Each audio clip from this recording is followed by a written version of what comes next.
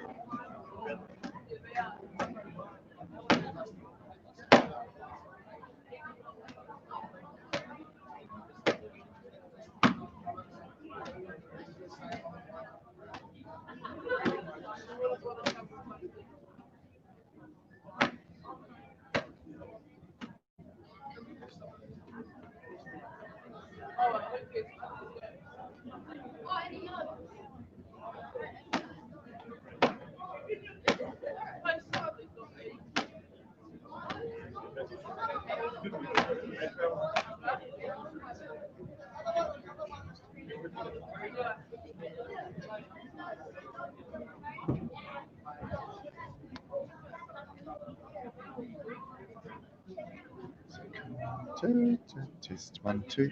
Test 1 2 1 2 1 2. Here we go. Kia ora hui hui mai tātou. If I can ask our rangatei to make their way back to their seats. Mehe mea katai anō koutou katai mai. No mai haere mai. Take a seat and we're going to get underway.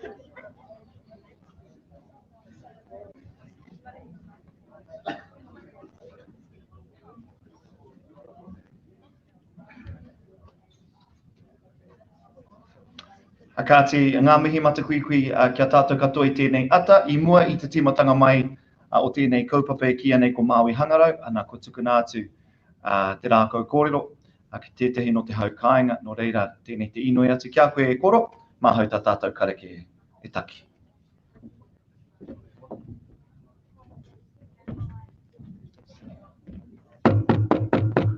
Morena, morena, te wākarakia ai nei, whakawātea tātou hinengaro mō ngā karakia whai ake nei.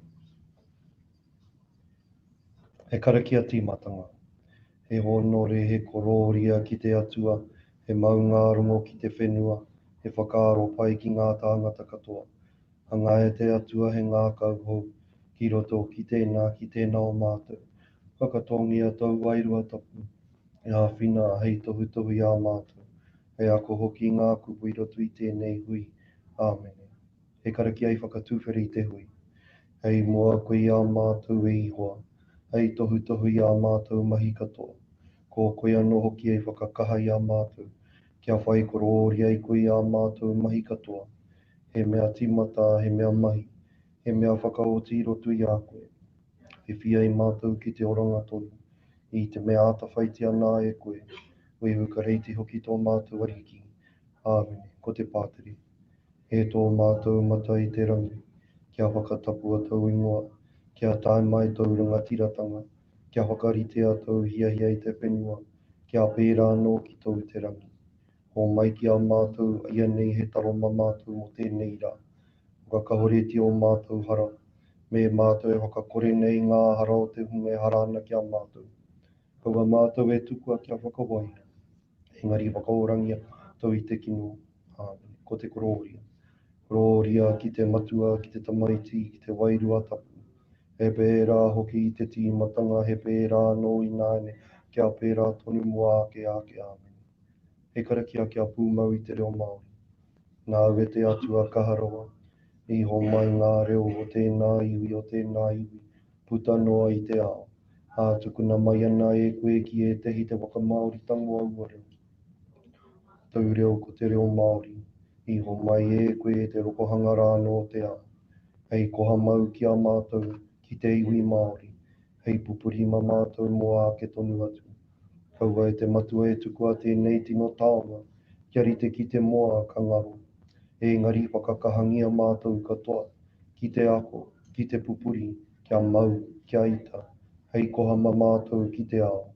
Kia koe anō ki, tēnā koe te orana, te kiingi tahina, me te tama, me te wairua tapu. Ko tahi anō atua, ke tonu atu. Āmene. He karakia mo te reo. E whātoro atu ana te ngākau, kia rangi nui e tū nei, kia papatua anuku e takoto nei, ki ngā pauwhare o ngā tūpuna. Ronui ana ki ngā tāngata katoa. Whakahonoa ko te kiko ki te wairua, hei whakapakari hei taki a tātou. E ako nei te reo o ngā tūpuna, I te ato rangi nui o papatua anuku, o ngā tūpuna, o I ara e rongo. Whakairia ki runga kia tīna, hui e tāe ki e. Te ahi tīra marama nuku, te ahi tīra marama rangi, ko koe kei pauri te ngākau a tangata, kia wete te ngākau a tangata. Tēnei te tūhiri ka tūhiri, tēnei te tīra marama ka tīra marama, hiko ia te ngākau tangohia te atawhai. Hei pau tūhiri mou, hei pau kōrero mou, hei pau wata mai mou, ti hei mauri ora. He karakia mō ngā hoia, he kore rātou e koroheketia, nei a tātou kua mahu e nei. E kore hoki rātou e ngoikore, aha kua pehea I ngā ahuatanga o te wā. He kenga o te rā, tainoa ki te aranga mai te ata, ka maumahara tonu tātou ki a rātou, ka maumahara tonu tātou ki a rātou. Te aho matua o ngā kura kaupapa Māori, whāira rua. Kia kaua te tamaiti e herea ki te ao kohatu, kia wātea hoki ia ki te kapo I ngā painga, I ngā māramatanga katoa o te ao whānui. Kia kaua te tamaiti e herea ki te ao kohatu, kia wātea hoki ia ki te kapo mai, I ngā painga, I ngā māramatanga katoa o te ao whānui. Tēnā tātou katoa. Morena.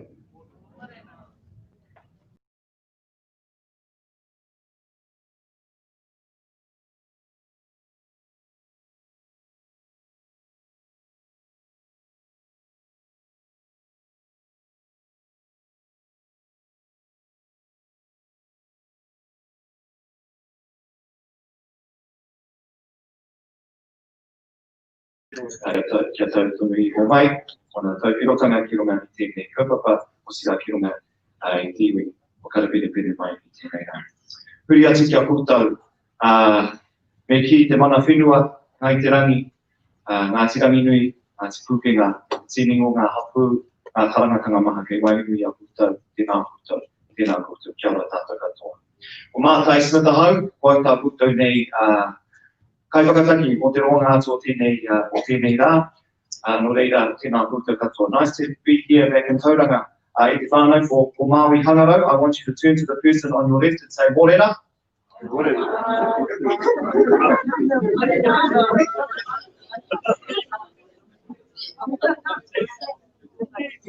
Now, Mike, I want you to choose the person sitting on your right and say, "Hey, Della."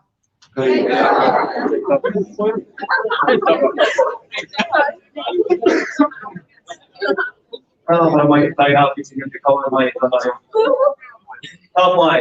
nice to be with you, as I say. Before we introduce our next speaker, we've got an awesome day ahead of us, by the way, and I'm Mika Kahani. So we're going to introduce our first speaker, very soon. He's a guest, very special. Mo te tūpono kei pāmai, kei tau mai te te Tauranga Moana area. So just in the event of an emergency, to let you know that there are exits. See the exit over here, this is one over there, this is one over there. Please make your way, there is an emergency, please make your way to those exits in an orderly fashion and then gather outside. Ka pai? Hei te marama? Ka pai. All right, let's kick into it. To begin our proceedings for today, by the way, we are live streaming, I believe, so it's probably more the adults. So hopefully you've got annual leave. You'd be surprised. Come on, let's bring on our first speaker, ladies and gentlemen, boys and girls, Eti Iwi Homai Rāte Paki Paki, to give us a bit of an overview of the kaupapa, and the objectives of this kaupapa. Please welcome one of the co-founders, Mr. Lee Timitu. Homai Rāte Paki.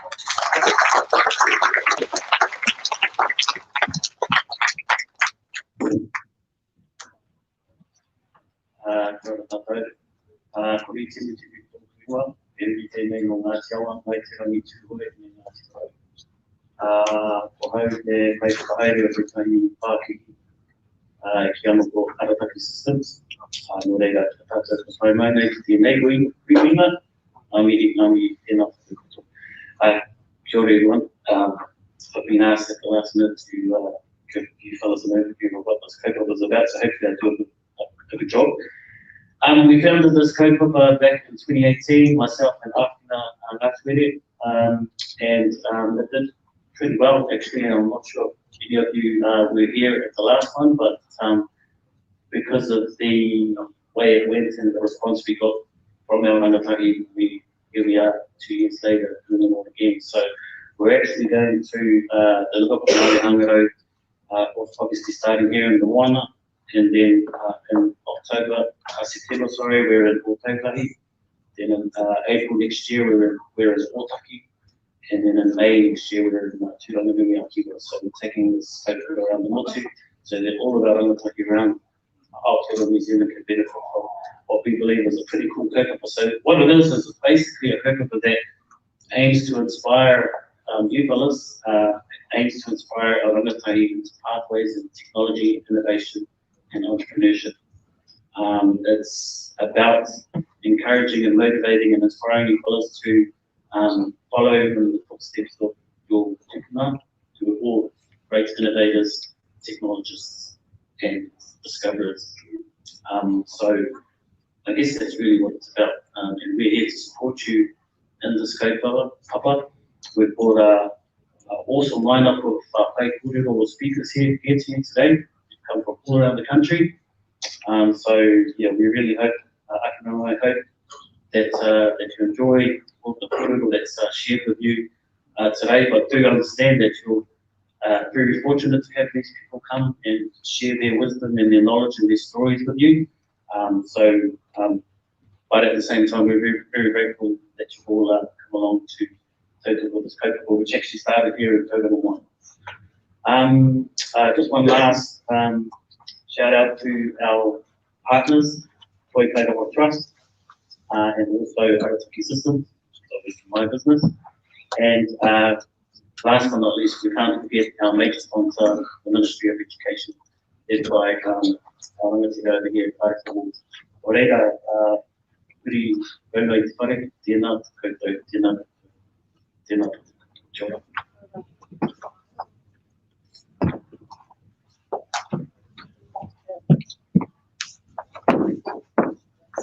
Ka pai. I think he deserves a big round of applause.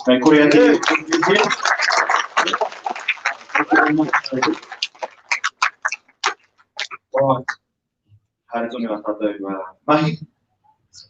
Because Lee has mentioned and indeed acknowledged the sponsors, we want to continue to endorse those acknowledgements. And so, as he mentioned, just like 60 seconds ago, major sponsor is Te Tāhuhu o Te Mā Tauranga, so I'm going to ask Karepa Ward to come forward and say a few words. Tēnā koe, e te rangatira, Karepa.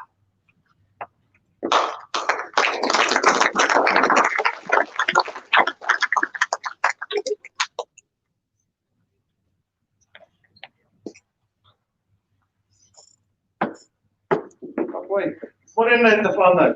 Kakara e apa tonu tēnei, morena rā tātou. Ana, tēnā koutou, kei ngā mokopuna, koutou te tino pūtake, korono nei tātou I tātanei, koutou te tino whae nei tēnei rā. Kia whae oranga, kia whae huano, hoki koutou I ngā hangarau e nei o ngā kawa whae mai nei tēnei rā. So, tēnā koutou, Tauranga Moana, tēnā koutou I a koutou mihi mai ki e nei, whae mai rei wai koutou I tēnei rā. Hey, look, it's awesome to support this, especially for our tamariki.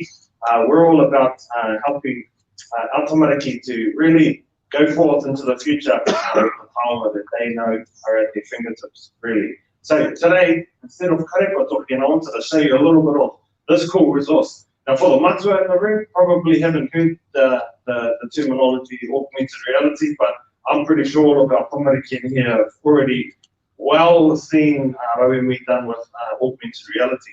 And the ministry teamed up with both Massey University and Manawatu, our rangitane whānau, to create an awesome resource about Manawatu through a kaupapa called Te Ahongaru.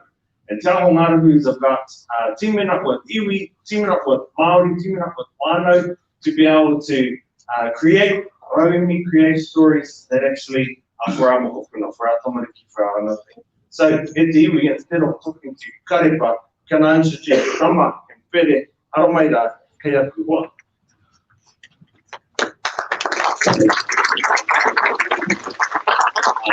Kia tātou, tāpia tō mani kia tātou, the tau mai nei ki whakau ki karanga o te rā. Like Lee, my esteemed colleague here from the Ministry of Education gave me a bit of notice for this kaupapa on Monday. He said, what are you doing in Tauranga on Thursday? And I said, maybe nothing at the moment. Well, ke kore tātou.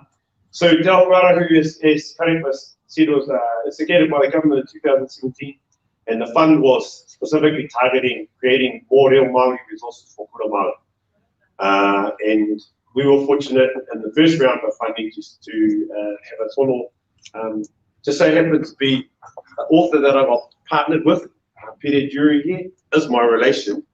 There was no insider trading at all, I swear, but it was coincidence. However, what happened in our first corridor with Pere, I said, okay, Pere, what's your story? Because I want to talk about the whakapapa of ngā ingo o wāhi o te rohe o Manawatu. So all the corridor that goes into how we got the name Manawatu and various different important landmarks around the rohe. And we're okay, cool. How do you want to do that? And he sent me a link on YouTube, and it was of Peter Jackson, amazing augmented reality thing that folded out over a table, and there was spaceships flying and everything. And my boss and I at the time were like, holy moly, how do you do that? And he goes, oh, if we could do it something like this, that'd be cool. And at the time, I had no idea about how any of this technology worked, how we were going to make it work, how we were going to try and get this vision that he had to bring this corridor to life. And so fast forward a number of meetings and various discussions with people in the tech world, what I figured out is all the stuff that you're seeing on the video, it's just another way of telling stories, ultimately, yeah? And it just so happens that it's from your world. Koutou I whānau mai te ao kukara, koutou I whānau mai te ao YouTube, you know, ke te marama katoa koutou ki era ātuatanga, ki te kōrero I ngā paki waitara a waiake rane. So we connected with a company in Otautahi called Maui Studios, and there's all their pictures and stuff around there. And they tied into Pere and his whānau and hapu and their kōrero, and the sort of outcome was this amazing graphic novel, and through an app called Arorangi that you can all download onto your phone. There's copies of this puka puka that the tāhuhu is standing over there. and if you put the Aotearangi app over the photos, the technical term is the picture is what's called a trigger. The trigger is linked through the app to the animation that sits up there in the sky somewhere, and it tells the app to find the animation for that trigger. And so it pulls the animation down, and then it shows it on the page. And so that, in essence, that's the most simplest way of explaining how augmented reality works. So I'm going to throw it over to our author over here to give you an idea of what that part of the process is like. Kia ora koutou, Pere Drew Tupu Moa, Uri Aho no te wharaati, te oroi o te manotu. Engari he kāpua hau kona ki Tauranga Moana, ki te piro ngā tamatāne o Tauranga Moana. So kia ora, my name's Pere Drew. Thomas said he had about 3 days leading to this. I had 1 day. Thomas, my whanaunga, gave me a call yesterday that he was presenting here to get involved, but really keen to. So in this resource here, these are all stories from Rangitahi, from the Rohi of Manawatu, and they've been around for generations, thousands of years. And they've been told on the marae, and Tia, and through other books and stuff. But like a lot of you, I go on the internet a lot. And I go on YouTube to look at one thing, and I wind up going to about 10 different things. And I always see lots of really cool things there. So when I saw this fund, I thought here's an opportunity to tell these stories which have been around for a long time, just in a cool, different way. So for those rangatahi, and those rangatahi who are a little bit older, like myself, the internet's a really cool way to see things and get ideas and think, hey, how can we share our content or our stories through those cool ways? So that's, I think, the first thing, if you're interested in this sort of thing, that's a cool thing you can do. The other thing I quickly want to mention is Batman. Who's heard of Batman? Just put a hand up. You know who Batman is? Can anyone tell me what his name is when he's not being Batman? Anyone know? Yep. I see a hand down here, young fella from Taumata. Good, I think. Yep. Bruce Wayne, correct? Good stuff. Can anyone else tell me who his arch enemy is? The Joker. Good. When I got older, I'm going to take that one straight away. So the reason I mentioned Batman is we all know the story about Batman. But when I was a little kid, like some of the kids from Taumata, it used to be this really cheesy TV show from like the 60s. Then when I was a little bit older, it was these movies in the 80s.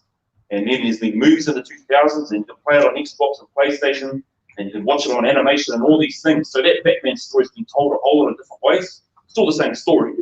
And when we think about these sorts of kōrero from our rohe and from our whānau and iwi, we can tell those, it's the same story, we can just tell them in different ways as well. So things like this are an opportunity for you to share those stories in new and different ways. And all of you who are younger than us, which is all of you, even the old people are younger than us, you can tell them in really different ways than we can. So things like this, again, if you're interested in this thing, I think it's a really cool way to share stories the way you want to tell them, the way you want to see them. I teach some boys at the back row there, and each Thursday we go to the library, and there's heaps of books in the library, but they always go to these Japanese ones, and they read them backwards. It's Japanese books they read backwards, and they really like them because they got these cool pictures and cool stuff going on. So, however you enjoy your stories and you like seeing things, be it like this or whichever way you want to do it, it's really important that you tell the stories the way you want to tell them, the way you enjoy them, because that keeps these stories alive, it keeps them being told. So again, something like this fun, if you're interested in, that's the first thing I do is see what you enjoy out there in the world, on the internet or real life, and figure out a way how you can use it to tell these stories. The other way is to connect with key people. Ideally, they're your whānau, because that helps things happen easy. But if they're not, there are some key roles. So Karapa is, he looks over this fund, and if you play rugby, he'd be like the referee, really. Sets the ground rules, lets you know what you can and can't do. If you're into kapaka, he'd be maybe the judge, so he'd be scoring you. And then Tama, he's like, in rugby, he'd be like the first five. So he's dictating where you're going through, big first five, but East Coast, sort of, Tainga, more first five, but he's dictating where you go, and he's sort of shifting play around. With kapaka, he's maybe the guitarist or the kai, it's like keeping the beat, keeping things moving. So you meet people with those skills, and then all the skills you bring to the equation are how you see the story, how you want to tell that story. And these people, those key people, help you out. So if you're at kura now, those people are probably going to be your kaiko, or your whānau, and they can help you move from there. So yeah, that's probably all I've got for there. Right. All right. Well, tēnā koutou. I think it's real obvious that we're not comedians, but koutou, if you've got some stories, you've got some kōrero that you want to share with your whānau, with your iwi, put in a tono e whāma. As was said, our job is really to help you be able to do all the things that you want to do. So ka ora tātou kōrero e roto I ngā uku kōrero koutou ko whakarawhi ko mai rā ki roto I te whare. So indeed, there's hundreds of books here. You can take yourself an awesome book. Kei te reo Māori katoa, tēnei pukapuka.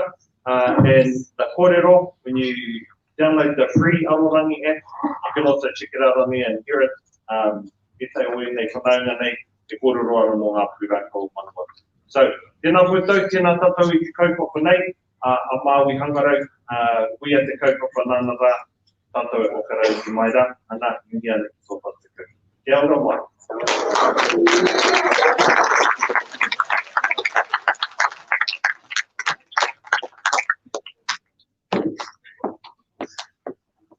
Kāti, kia ora anō koutou, tārepa, tira koutou tāhuhu, nei kore ake koutou, nā koutou ngā hukuhuru I hoa mai, e rere ai te mane nei kaupapa nei. Kāti, all right. Now, I need to, nā te mea he rā waho ahau, I need to know which kura are here today. So I think I met some students. Ki ki tātou kura o kōkiri ne. Nā mai, morena. Morena. Alright. Tēnei kura kei mua nei. Whakatāne. Whakatāne High School. Alright, kia ora koutou. Te whare kura o Mauao. Tēnā koutou. Wai koutou kei murira. Haumata. Tēnā koutou, haumata. Koutou. Oh. Kia ora. That's it. Koutou kei murira. Tauranga boys. Kia ora. Nā mea ki korangi. Ko tiroma. Tauranga intermediate. Karawe. And kōkiri. Anyone else? Ka pai. Oh yes. Otimotai College. Otimotai College. Right. Now, he karanga tēnei. Let's kick into it. What te tātou ne? We're ready to rock. Right. I've got a big day ahead of us, and you'll be excited to know that it's not just about listening to our guest speakers, but later on there's a little bit of going to be happening a little bit of a setup outside for the rangatahi only space. So kai ako mā, not allowed to go in there. Okay. Jones. All right. I'm going to ask our first three panelists to come up onto the stage. Please welcome Nikora Naropo.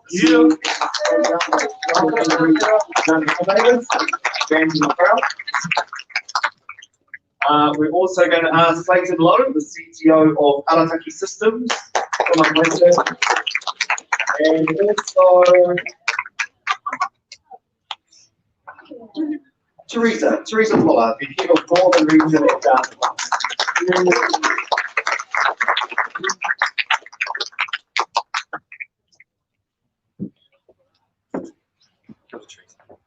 All right.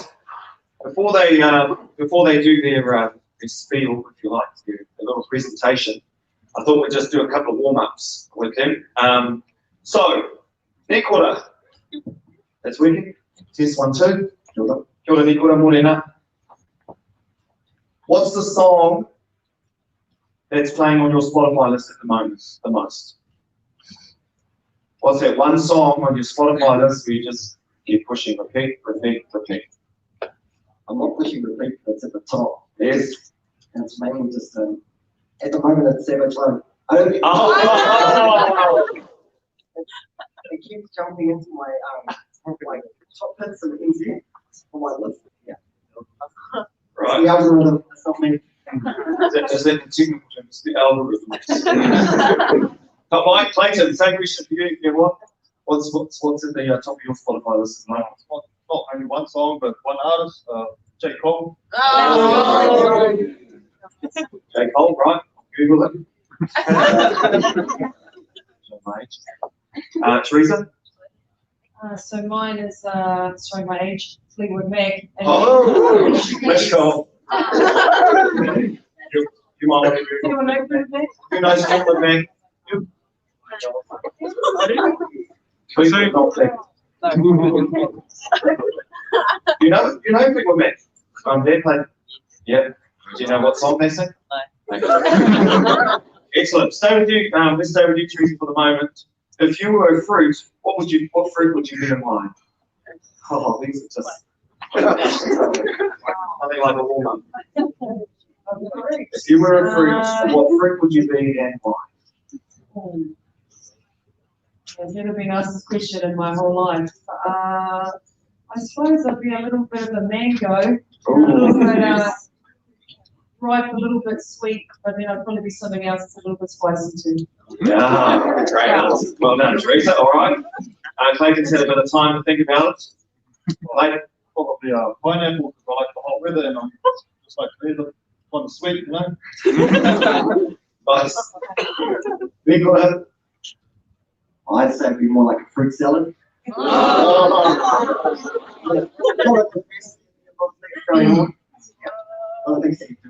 Come on. All right. Favorite kai? Nicola. What's that one kai you just cannot get enough of? I guess my favorite kai would probably be Kina. Kina. Hands up who likes a bit of Kina? I like it. Pleasant.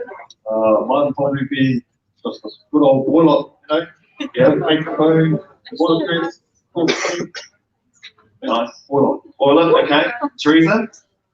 My wife's oysters. Oh. Get some oysters there. What's that place in the mouth? Five minutes. Yeah, very nice five.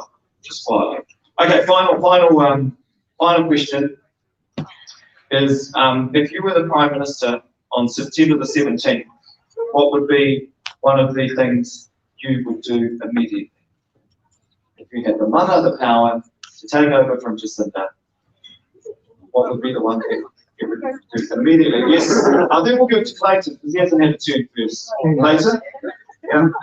If you were Prime Minister come September the 17th, Clayton, I'm just giving you buying a bit of time for you. You can only do it 3 times. Oh, that's a tough one. What would I do?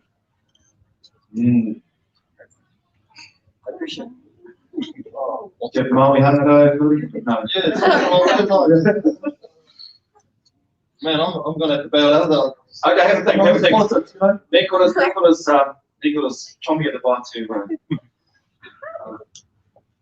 If I had the power in that space, I'd revamp our whole education system. Yeah.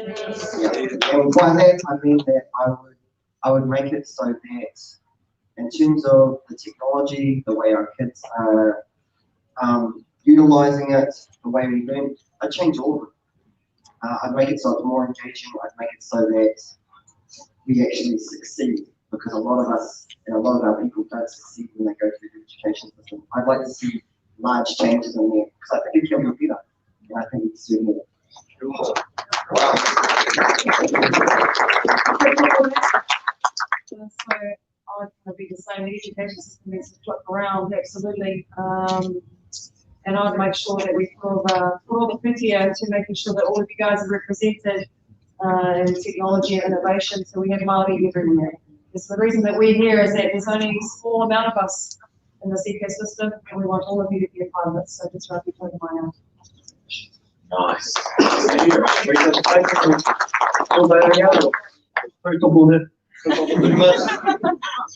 Come on. All right, well done. That's our little warm-up. So now we're going to turn to each of our esteemed guests to have your presentations here at Maui Hangaro 2020. Our first speaker is the director and founder of NNMD, and young animators with 18 plus years of experience in creative roles in art direction, animation and design. As a technical director at Weta Digital, Nikora has a wealth of experience through digital content creation and technical enablement and implementation. Nikora is also the first Māori to be inducted into the Asia 21 Young Leaders Forum. Woo! Amongst his current accolades, he's an appointed member of the Digital Council for Aotearoa. This group looks at all digital and data-driven initiatives across the community and government within Aotearoa, New Zealand. This includes diversity and inclusion. He is a descendant of Te Rarawa, Tūpoi, Ngāti Whānau, Ngāti Kahungunu, e te iwi, paki paki mai.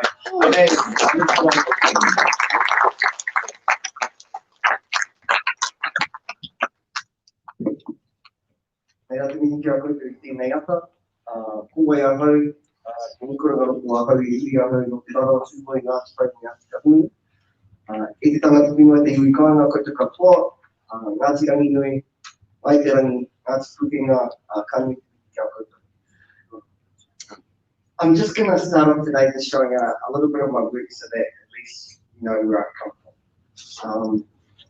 In the industry I've come from, there aren't enough Māori there. And so part of coming here today is to pretty much put the tomo out to everybody and just say, look, there are some great careers out there that are in the technology space where you can do some amazing things with technology. But I'll let the work kind of talk for me. Next.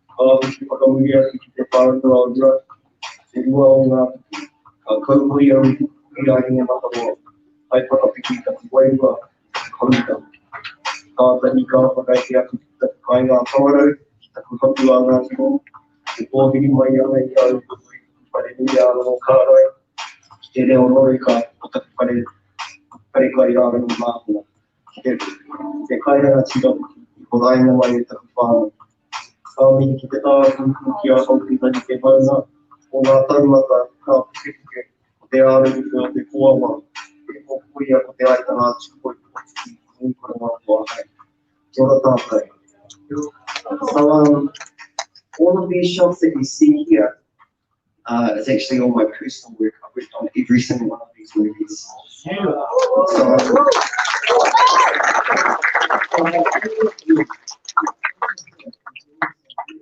At this sort of level, if we're interested in film, movies, AR, VR, it is all possible. My family is from I grew up in Wellington. I'm Māori, but I haven't seen enough of our people come through the industry. You know, I've had the opportunity to work with some amazing people out there, and so part of today is actually to put the tool out again and just say, look, anyone can do this stuff. It's all teachable. It's all learnable. You know, so I got the opportunity to work on Avatar, on the Avengers, a lot of the Hobbit films as well. And all of that money was done here in Aotearoa. So you don't have to go to Hollywood. Hollywood is here. Okay. It is literally get on a plane and go to Wellington, and there's a whole raft of people that are there. When I was in the industry, 1,500 people, I could count them only on one hand. So that's part of the reason we actually set up a couple of different initiatives, which I'm going to talk to you about today as well. So that's part of our kaupapa, starting to get people into the industry, but also who are we? So in our company, I'm the kaupapa haere tū on NNND. and young animators. NMMD actually stands for Negro Motion Design, but it doesn't sound as cool or corporate, so just put it down to an acronym. So what do we do now? I took a step back from the industry probably about 4 years ago, and the reason I did that is that I had all of these great experiences. I had this amazing career, but when my son was born in 2014, I kind of thought, what am I doing with my life? What am I leaving behind for my people? Being a reasonably young man, I had a small son, and I was thinking, in terms of our community, our Māori people, our legacy, these are things that are really important to us as Māori, how we look after each other. And so part of my journey was to say, okay, I've had a great time in the industry, what can I do? So I took a step back and set up my own company. And it was based around these things. It was based around legacy, community, digital literacy, and our future. So the world that we're growing up in today, it is all digital. We spend a lot of time on the web and the cloud, on YouTube, on TikTok. All of these different systems connect us into a much larger world. Many of you guys will follow different people on TikTok that are over in the States, different dance groups. You've got Paris Global. All of these people who have come from Aotearoa, they're all over the world. But we've got access into those communities because of digital platforms, because of the way that we're moving as a society. In our household, at 2 and 3 o'clock in the morning, I've got teenagers that are playing Fortnite, and the smack talk that goes on is ridiculous. But for our household, I've seen the way that our families interact with the tech, and actually how they're communicating with their mates just online. And that's literally what they do. They might not even be playing Fortnite, but they just might go on to just kind of hang out and catch up. And they're doing that online through like PS4. So what do? We head out into the community. We've got one branch of our company which does digital literacy stuff. We've taken all of the concepts that we've had at the high end of animation, we've gone down and make them accessible. We've had a couple of our kura here as well that have had the chance to partake in that.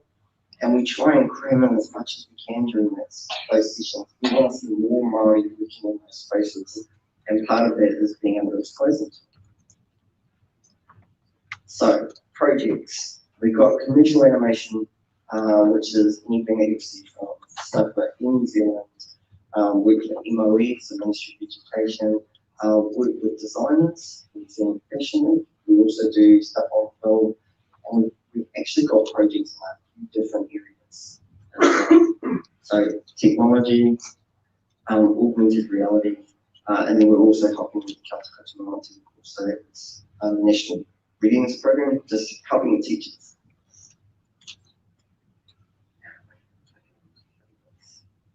Can you press play on it? So this is a really simple animation, but it's 11 meters by 3 meters at the Auckland Airport. It's directly outside international departures, and everyone sees it on the way out. And the reason it's cool is because it's all Māori design. It's all Māori design in the field. It's about creating that experience. So one of the last things people see as they walk out of the country is something Māori. For all of you, like being Māori is almost like a superpower. And be really proud to be Māori, because when you go away overseas, it's one of the things that makes you unique. Everybody is looking for a way to differentiate, to make themselves stand out from everybody else. So when you've got Māori values, Māori schooling, Māori language, you're automatically different to everybody else. You're automatically special when you go away. It's a really, really good thing to remember, because we take it for granted here. So last year we did some work for New Zealand Fashion Week with a designer called Nicola Tikiri. As far as I know, we were the first augmented reality piece of work done by a Māori designer that was on the catwalk that had all of these stories being told there. So these are some of the options that are up there. So currently we head around the country and we've got a vision in place. It starts off with being in about 12 different areas around the country. Working with 360 rangatahi on commercial animation projects which are going to be sent out across the country. And then lastly, looking at animations based around Pūrākau and Waitara. So we've got the technology now to make amazing animations. And all of us, if you've got a computer, you've got that access. So you're not limited by the creativity that you can have. And one of the things I actually want to show is this. Who's seen the latest PS5 trailer?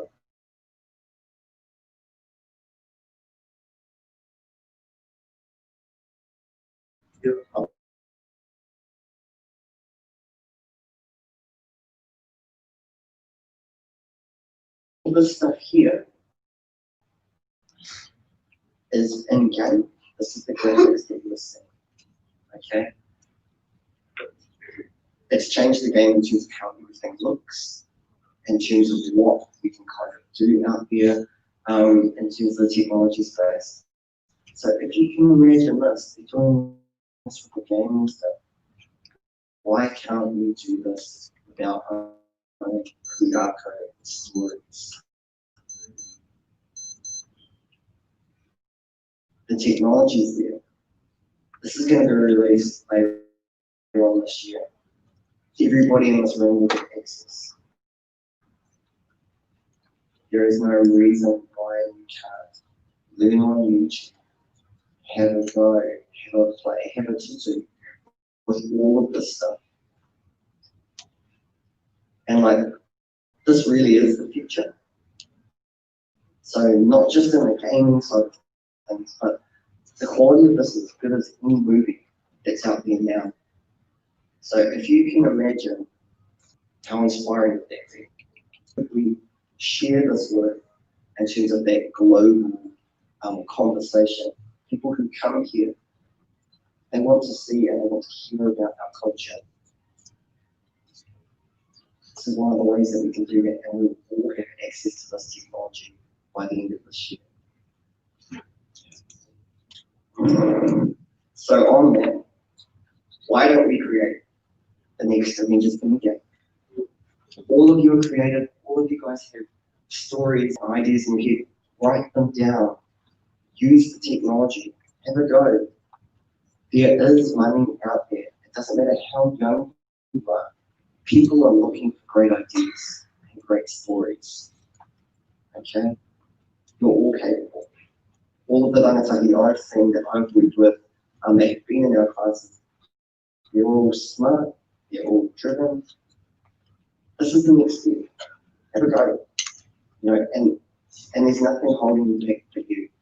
Seriously. If you've got enough time to play on your PlayStation, you've got enough time to write or create your own world and story.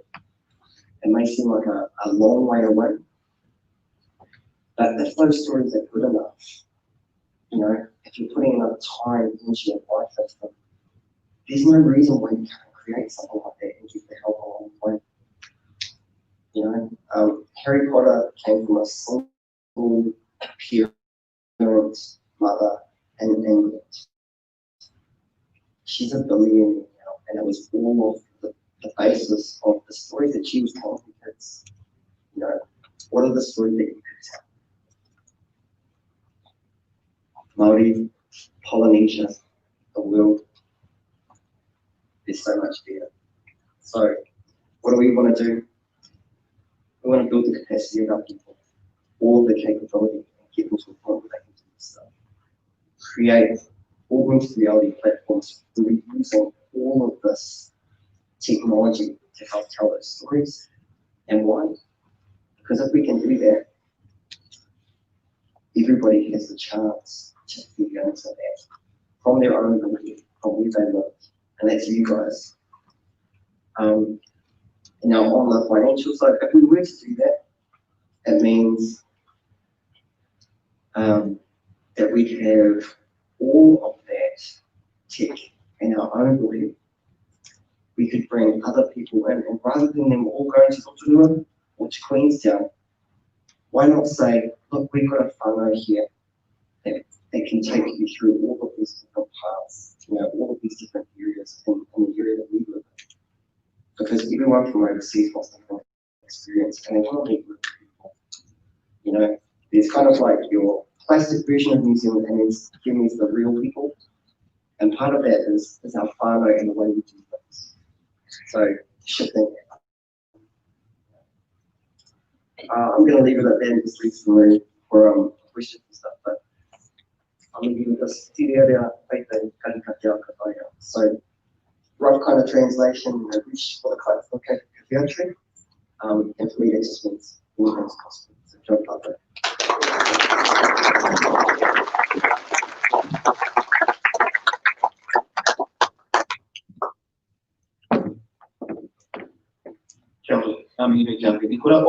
All right, questions and answers. Q&A. Rangatahi mā, taiori mā, te pātai a koutou. Who's got a question for Nicola? That's pretty impressive, eh? Yeah. Kōtero. What year did you start making films? The first film that I worked on was Lion Watching the Wardrobe, and that was in 2001. I'm old. The 2001. Who's watched The Lion, the Witch and the Wardrobe? Who's read the book?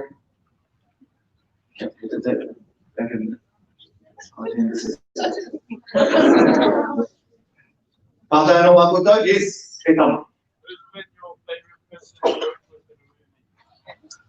Who's been your favourite person to work with in a movie? Probably Jack Black. So, yeah, and what used to happen is we had the cast of some of these films come down, because they don't know from themselves, they'd actually come to some of our parties, or at this stage they'd show movies at the theatre at Weta, so they'd come down to the movie theatre and just kind of hang out.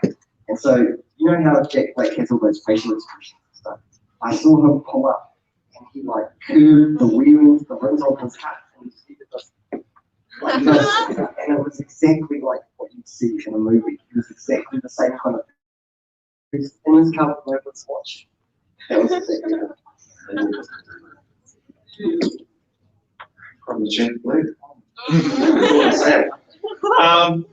We'll go down the back. Yes. What was your avenue into the animation sector? How did you get there?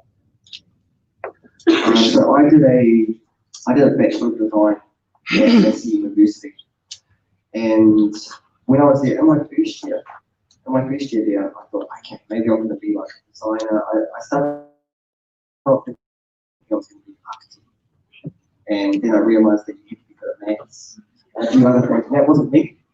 So I thought, okay, I'll be a designer. I can be kind of like creative, that kind of thing. But I saw, you guys know A Bug's Life by Pixar? Yeah. So I saw A Bug's Life, and that was the movie that changed everything. So I saw that, and I went, okay, that's what I want to do. So I changed everything. Like that afternoon, I pretty much changed all of the subjects that I was doing and swapped across to animation as my major, and never looked back. But what I will say is that I didn't finish university. So I went to university, it gave me the skills, but I actually got a scholarship into one of the large advertising agencies and got picked up by a film studio when I was there. So the path that you take to get where you're going is not always a straight linear path. Okay? You might go all around the place to get to where you want to end up. But there is so much opportunity out there. Make sure you keep your eyes open for it. Okay? Great question, great answer. Right, now someone else has a piece down the back here. How would you get into young animators group? Just contact us. Oh. Yeah. So for those who are interested in young animators who want to have a little bit of exposure or have a bit of a go, reach out to us. We've got a program which travels across the motu as well. And we bring everything with those. We bring all the devices, all the tech, all the personnel. But the program it's about just giving you a go and letting you experience what animation might look like. Animation might not be your thing, and that's fine. But try as many things as you can so that you can find out what it is that you're interested in. Because you don't know what you don't know. And I didn't. It took me a long time and a lot of mistakes, a lot of falling down and trying everything else to figure out, yep, animation was the path I wanted to take. And, you know, there are other opportunities that come up every day where you'll be like, okay, that actually sounds really fun, or that sounds really cool, so I'll try that as well. But, you know, you've got the rest of the life, you can try it. Ka pai, what's that? Yes, it come up. What's your most favorite animation? Favorite one for me probably would have been either the Avengers or Planet of the Apes. One reason is just because Caesar as a character that I've never made kind of gorilla. And he's just super cool. Like that was the first time besides Avatar that I'd seen a character, a digital character, carry the whole story. You know, it relied on how human the ape features look. You know, that's a big call. Most of us, every single person in this room can tell when the computer stuff doesn't look right. You know, when it doesn't look right, it looks funny. You know it looks funny. You don't know why, but you know it doesn't look right. So for me, that's one of my favorite projects. Come on, we've got time for one more. Yes. Spending 20 years in the animation industry, you must have had times where you felt horrible, even though you did the work that you loved. How would you, doesn't have to be detailed, how would you deal with some form of personal burnout when doing something you really want to do? That is a great question. So I'll lay out a scenario so that you've got a good idea. When I was working on Simpson, the workload kept going up. And the way it works in a movie studio is that nothing works. Everything is broken up until probably about the last 3 months. And then it's like all hands on deck. So you're trying to get stuff working, you can really kind of stretch out. There's a huge amount of work that has to get done. It went from being a normal 50-hour week, because that's how much we work. It's a 50-hour week, that's baseline. And then it went up to 90 hours. And the largest week I did was 110 in a week. It's not a lot of sleep. So the way I dealt with burnout with that was I had good friends in the department that I worked with, but I ended up falling asleep at my desk a lot, and people checking it up on Facebook and having a bit of a laugh.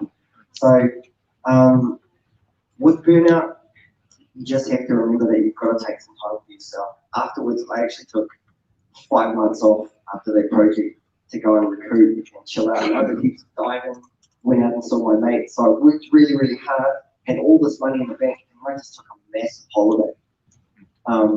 And that's what I needed to recruit for burnout, just to spend some good final time. Final question down the back there, young man. Two questions. How long is that? The second one is equal up. You're encouraging Māori participation in this space to tell Māori stories.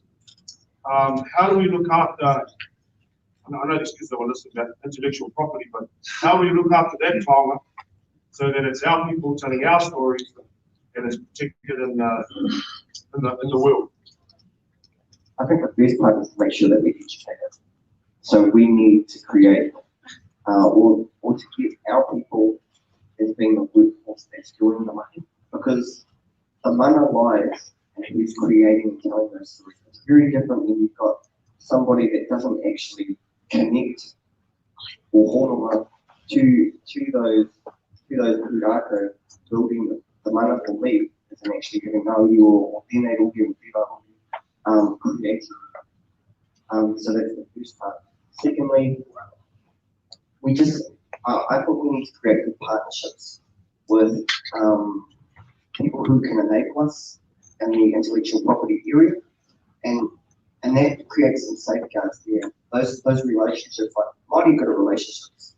We're good at meeting people, good at doing hui or connecting here or overseas, and that's actually what we're known for. One of the things that we face now though with COVID is that we don't get the face to face, which is what we do so well. So I think in terms of those relationships, know who your partners are, get to know them well, make sure that you can trust them with our IP, with our stories, and take them back to where we're from, so that they have all of the nuances that come with them, and they understand our people and what those stories mean. I think that's part of the education piece. So yeah, I think it's relationships. Okay. Thank you very much, Nick. Ora homai te paki te whānau.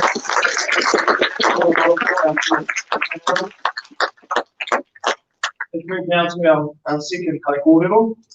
Clayton Lowe is he's described as a serial haututu. I'm only reading what is written. Who has been working within IT and entrepreneurship since 2006. He grew up in the metropolis of Kawera before moving to Whakatane to attend high school. Which high school was it, babe? Whakatane High School. Okay. Oh, that's the next line, I should have read it. He graduated from Whakatane High School with NCEA Level 3 in 2005, and he migrated to Australia, where he began his career in a small software company on the Gold Coast. Without any university degree, he focused on gaining experience on the job by starting at the bottom and letting his inner haututu take him to the top. Over the span of his career, he has helped build products that serve hundreds of thousands of people all around the world. Most recently working with a team of talented Māori developers to create the Arataki Cultural Trails platform. Clayton currently lives here in Tauranga with his wife and 2 daughters, works remotely for companies in Australia, Canada, and New Zealand. Or Nai Tūpoi Nai Kai, o mai rāte paki paki, the CTO of Arataki Systems, Clayton Lowe.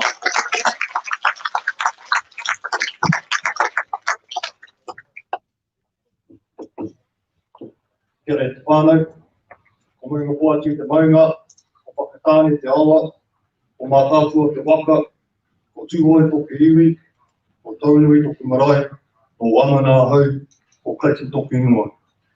Kia re everyone, my name is Clayton Lowe, and like Bo said, I'm the tech lead for Arataki Systems. Now, I'm not as cool as Nick, but I don't have any cool animations. But today, I'm here to talk to you about replacing your inner haututu. Who here has been called a tutu before? Who thinks a tutu? That's good, that's good. See, when I was growing up, I was given many names. Oi, egg, ow, bom bom. One of my uncles would always call me was tutu. They would say, oh, here comes tutu. They gave me that name because everything I touched, I either broke and it was left in pieces. I was always in trouble. I must have been a whore. So growing up, I thought being a tutu was bad. I thought being a tutu meant being mischief. I looked up the word haututu in the Māori dictionary, right? And it said to be mischievous, insubordinate, and troublesome.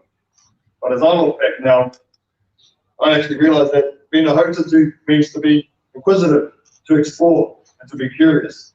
And that got me thinking. Without curiosity, we wouldn't even be here. Māori wouldn't have even discovered Aotearoa. Think about it. Imagine being Toroa, the captain of the Mātātua Waka, standing on the white sandy beaches of the mystical land of Hawaii. This poem said to him, Toroa, what if we take our waka beyond the horizon? Toroa says, oh well, should go for a noi, and off they went. And we can't forget the greatest tutu of them all, Maui. he was out there trying to figure out how he could slow down the sun with his harakeke or pulling up Tika Maui with his incredible will and determination.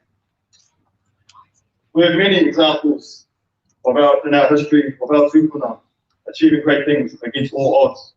And that's because I believe we all have the roots to.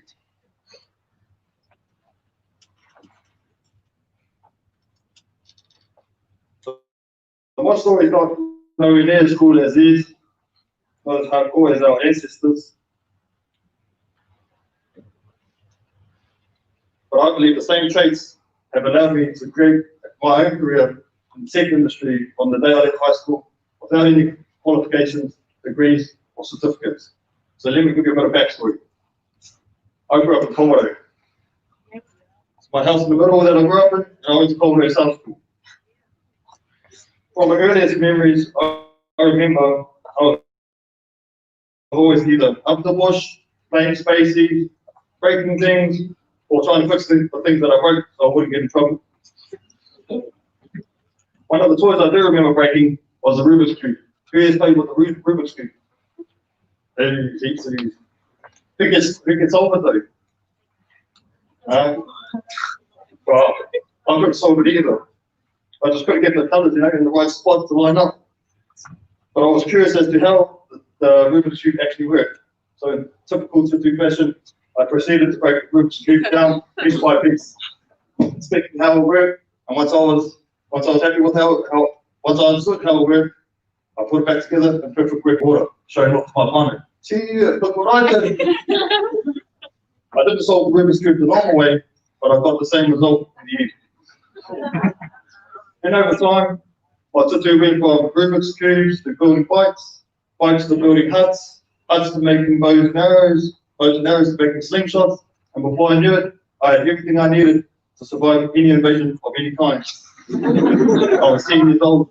The point is, I was always making and breaking things.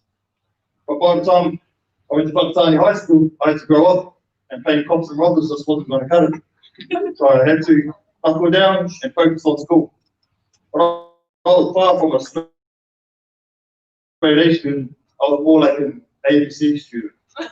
My report would read something like this: PE A, Math and Science B, and English C. Now, it's not that I didn't like math, English, or science. It's just that, well, let's just say they didn't float my locker. So it was hard for me to get excited about trigonometry or learn every element in the periodic table or to the side poem from some guy hundreds of years ago. It just didn't resonate with me until I found technology and computers. I started off opening up PlayStations, and Xboxes, and adding mod chips so I could play more games, to moving on to computers and adding hard drives and video cards and all these types of things to make my games run faster. And then from building computers to thinking, how do games even actually work? And that led me to programming and software. Now, is there any programmers or coders? Anyone want to be coders or programmers out there? Couple. I remember my first programming language. I was a year 9 at school. My bro called Sippy one day. So I ran over to his house after school. I said, "Bro, who was you?" He says to me, "Oh, I was sick." He says, "But I've got a website though." I said, "A website?" He said, "Yeah, the whole game the other day." He doesn't know how to build a website. He goes, "Yeah, I learned some HTML." I was like, "HTML?" Now, does any of you know what HTML is? Well, basically, it's the most basic building blocks of any website in the world. And it stands for Hypertext Markup Language. Now, that sounds flashy and everything, but if you can learn R, A, E, or U, you can learn HTML. So as any tutu, I had a tutu. And before I knew it, I too could make websites about volcanoes. I continued to have a tutu here and there, and eventually wrote the software for my first game, year 11. Who knows what this game is? You guys all play this game? What about this game? I never made any of these games. You know this game? No? I don't hold it against you. This game was originally created in 1972. Definitely not as flash as the games you guys played today, but I thought it was pretty flash at the time. But this fueled me to learn more to what was possible. So in year 12, I went down to our local internet cafe in Whakatane and asked if I could do some work experience in exchange for some gaming hours. Luckily for me, they agreed, and I would just hang out there for hours playing games, trying to learn how to fix computers, having a tutu. I thought I had cracked it, my dream job, professional gamer. But I just wasn't getting paid, so I thought I would have just been gamer. But that experience was invaluable because I learned that opened up the first opportunity for me to get my first paid job in the tech industry. I was offered a contract to write some technical documentation for my degree. Now that sounds technical, but if you can write a real one, a great recipe, you can write technical documentation. I didn't even know what technical documentation was at the time, but I was confident my inner home tutu would emerge and I could find the necessary information to complete the task. Needless to say, I got it done and got paid way more than what I was doing at KFC. And that's when I learned that I could take my tutu and turn that into a career. But it wasn't that easy. My first job out of high school wasn't in tech. I didn't have any flash university degree, and many jobs required one as a minimum. So I moved to Australia and became a furniture removalist. Yes, that's right, someone who moves people's houses. Not the most fun or stimulating job, but it kept me fit, and I didn't need any special qualifications. But after about a year, my inner home tutu wasn't satisfied. So I decided that I needed to make a change. So I checked out a whole bunch of other tech companies that were around me, and that didn't require any special training or qualifications. I knew if I could get my foot in the door, I'll be able to make the most of the opportunity and let my home shine. But after being denied a few jobs, because I wasn't qualified, a small software company was willing to take a chance on me as an admin support person based on the work experience I had done a few years earlier. And that was all I needed. I was in there. I was determined to learn as much as I could. So I would work extra hours, pick up extra projects from friends and family to give me as much experience as I could, so that when the next opportunity came up as a programmer, I was ready, and my experience would eventually become more valuable than a degree. Fast forward to today, I now work with companies in New Zealand, Australia, Canada, and the United States, serving apps and software to millions of people around the world. One of my most recent projects was the Arataki Cultural Trails platform. Together with some talented Māori developers, we created a location-based storytelling platform that allows users to unlock our stories, our history, our taonga when you're in location. This has been an awesome experience. It's actually quite ironic now, because now I'm standing in this location telling you guys my story. Did I think I was going to be opening up PlayStations and Xboxes back when I was making bows and arrows and slingshots? No. Did I think I was going to be a programmer back when I was working at KFC? No. Did I think I would build software that will be used by people all around the world? No. The one thing I did know was I was a tutu. Finding something that you're passionate about and pairing that with your ability to be a ho tutu and give it a go, and create your own path, and eventually, with a bit of hard work and determination like Maui, you too can turn your tutu into a career. And I'll just leave you with these 3 words: dream big, mahi hard, tutu always. Thank you very much.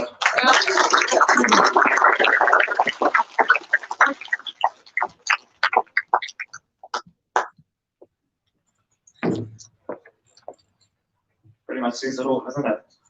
He pātai a koutou, kia Clayton. Ati whakaro. Ati tei pātai. Matua. John Kepper, Whakatane High School. Kia ora. Just one question. from an education system point of view, do you need to have 80 credits to be a haututu? I think that's the best part about it. You know, you don't need to. I never went to university. I never did any formal training. I barely got NCA level 3. But one thing I was confident in was my ability to be a haututu. Everything I did, you know, and just like Nicola touched on earlier, was you don't know your path to where you want to go. I didn't know I was going to be a program or anything like that. I just, every experience that, or every opportunity I had the experience to learn, I learned a little bit more, and whether or not I used it and applied it at that time, that was always in the back, and then an opportunity will come up, and I was able to then draw on that experience, and eventually step by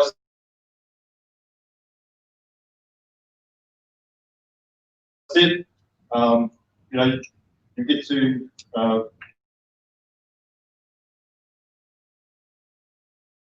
Being a haututu, what do you wish your teachers could have done for maybe that at school when you were younger, primary, intermediate, high school? I think allowing us to be creative, you know, because there's no one way to achieve the job. You know, there's the school system works well and for a lot of things, but creativity is not really that you know, that doesn't really excel with creativity. So giving kids to be able the space to be able to think and create, I think is one way we can really help our children, you know, learn. Is just give them some space to, instead of having these walls and constraints, let them be creative, let them make mistakes, and hopefully those mistakes they can learn from and, you know, take that into, or that's part of their experience. Kōtiro? Oh, year 9, because back in the day we didn't have computers. When I was in your age, we didn't really have computers. Computers were in school. So it wasn't until about year 9, year 4, when I started programming, so that's about 12, 13 years old.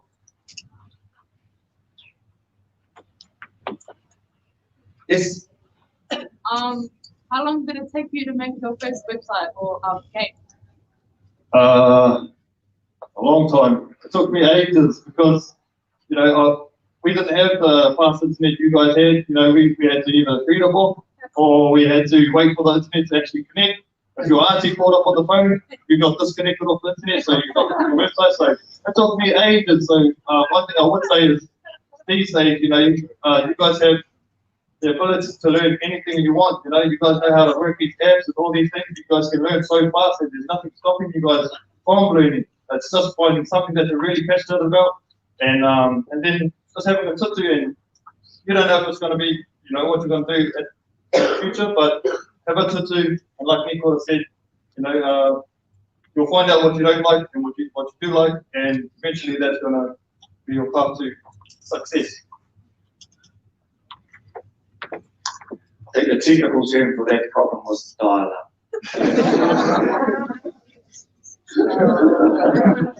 Oh, those were the days. We're going to leave it there. Stefano, give another big round of applause.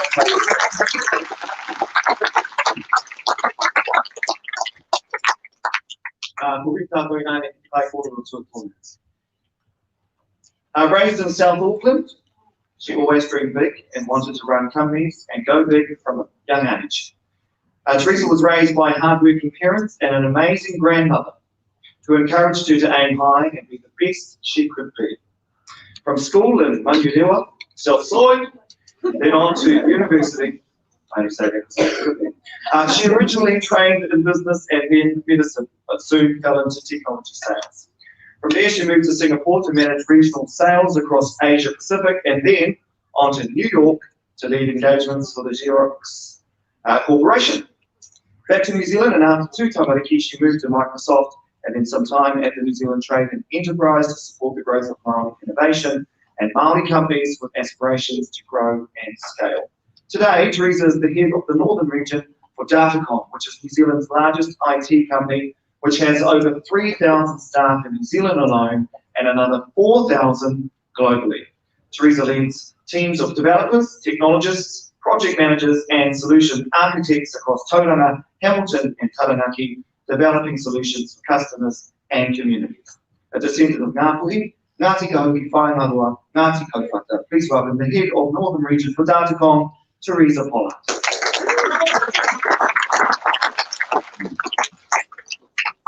Morena koutou, ngā mihi nui kia koutou katoa. Ko tawatara te maunga, ko whangaroa te moana, tāwai te marae. O Ngāpuhi, Ngāti Kahuki Whangaroa, me Ngāti Kauwhata, te iwi, o Teresa Pollard. Such a pleasure to be here and to see all of you, and what an awesome kōrero we've had so far. Mine's not as cool either. I don't have all the flashy animated games and all of that. I wish I did, but I'm not good at that stuff. So I'm always in awe of Nico. I've seen his kōrero before, and it's so awesome. So thank you for sharing that. So I thought I would share with you some really embarrassing photos of myself. I thought, how can I connect with you guys and give you a bit of insight into my journey? Because as Nico mentioned before, life is not a straight line.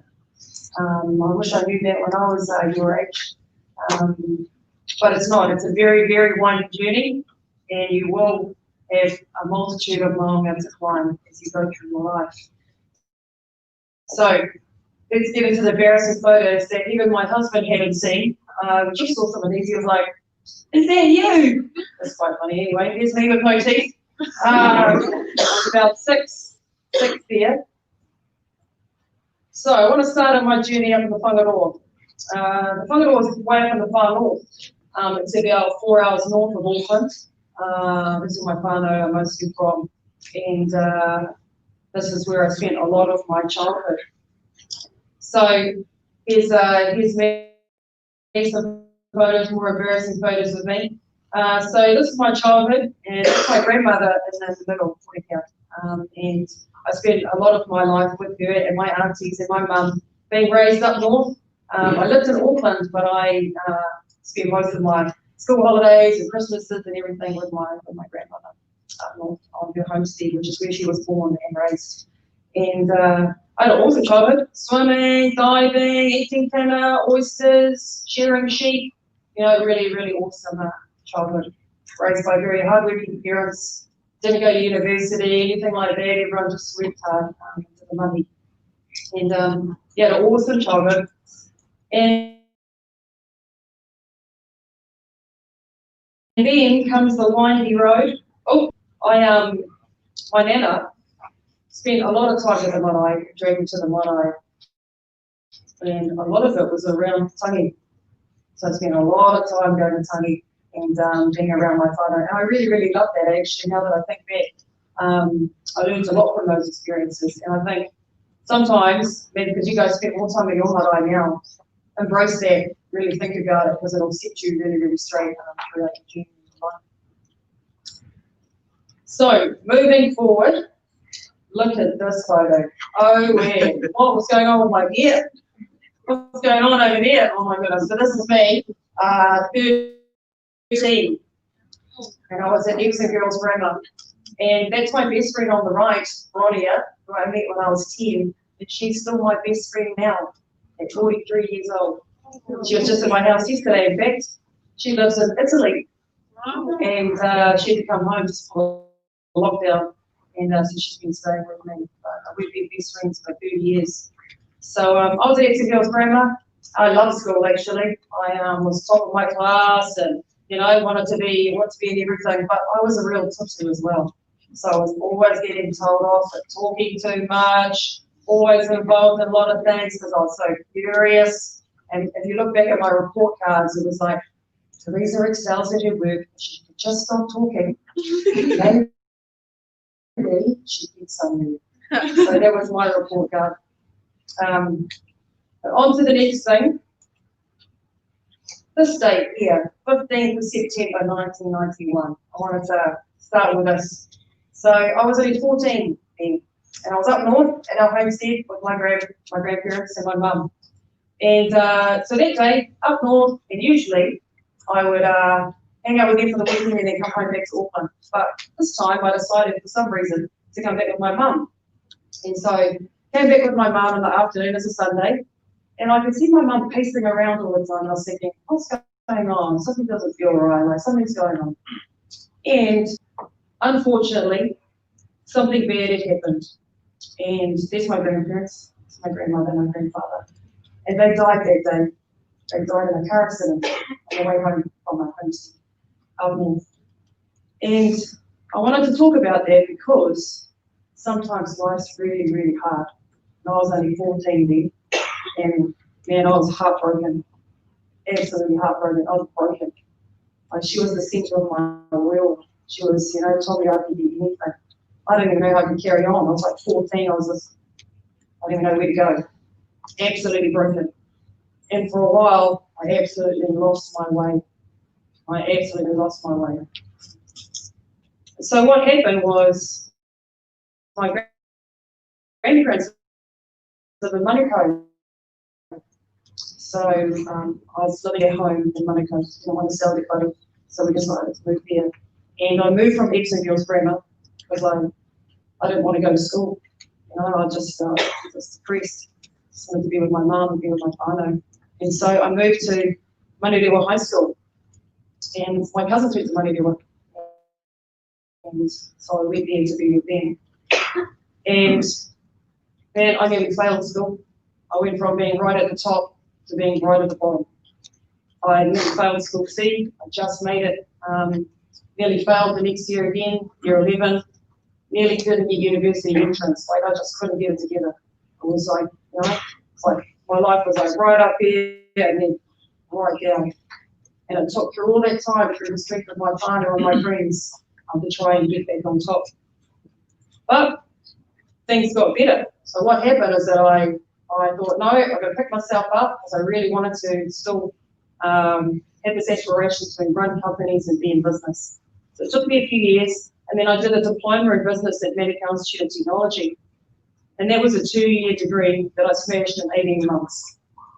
So I found my path again. I was very hard, put in the money that was required. And then I went on to do the degree, and I became top of the graduate program for that degree. And I represented Manukau as the top graduate speaker, representing all the students for that year. And I was finally fighting my way back into it again. And then I came onto another journey, which is a bit of a weird one. I worked in Middlemore Hospital as my summer job. I used to work in emergency and administration, so that was my job. And I don't know, who's been to Middlemore Hospital? Yeah, so a lot of things in Middlemore Hospital. In emergency, it's a pretty confronting place to work. So I had to work behind a cage. The reason I had to work behind a cage is there's so much violence, so much domestic violence. I saw so many suicide attempts. I saw bad stuff. And it was pretty confronting. And I worked very, very hard helping the doctors, helping the nurses. And the doctors said to me, Teresa, what are you doing with your life? You're in business and you've got so much more capable. You should go to medical school. I was like, oh, yeah, I can't go to medical school. Are you crazy? And they're like, no, you can go, come on. So I found out there was a Māori Pacifica scheme for medical school in Auckland. And I found out about it, and I did a course. I did the start of a Bachelor of Science. We had to work so hard to get the grades. And then I got all my coaches, Kamatua and my whānau around me, and I got accepted to medical school. And I was on this pathway to become a doctor. And those are two of my close friends now, who are both doctors now, both Māori. One's from Pakatani and one's from up north, both GPs in Auckland, and they're still my friends today. They're amazing. But again, life sometimes handles you some different things throughout your life, and you face another challenge. So that challenge came again in May of 1999. And so I was at medical school in my 3rd year. So it takes 6 years to be a doctor. So I was halfway through. And in May 1999, my mum got cancer. And so at the time, I was,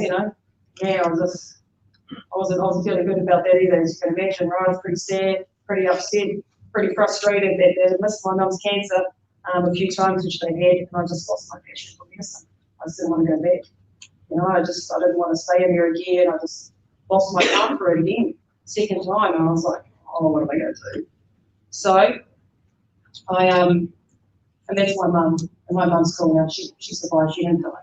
So she's awesome. But we went through a lot of hard work executive management at the time, but yeah, she's also my mum. That's it. So, moving on, again, lost my path. You know, thought, oh, where am I going to go now? Where's this going to end up? But I did a degree in business, and I've learned lots from medicine as well. And so I fell back into business.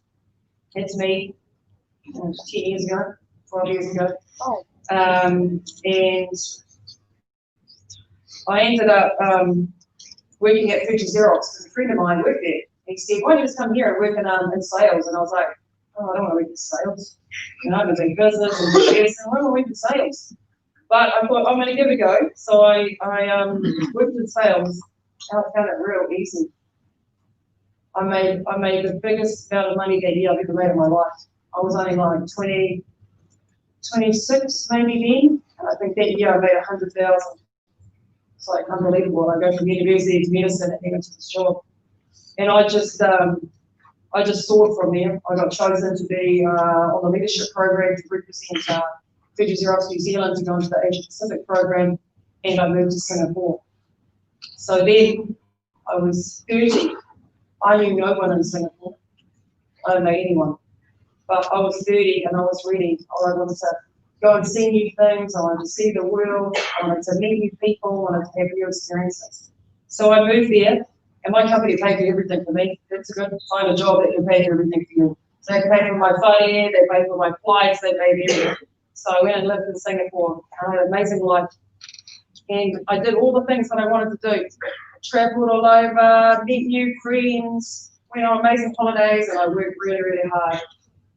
And then another wonderful thing happened.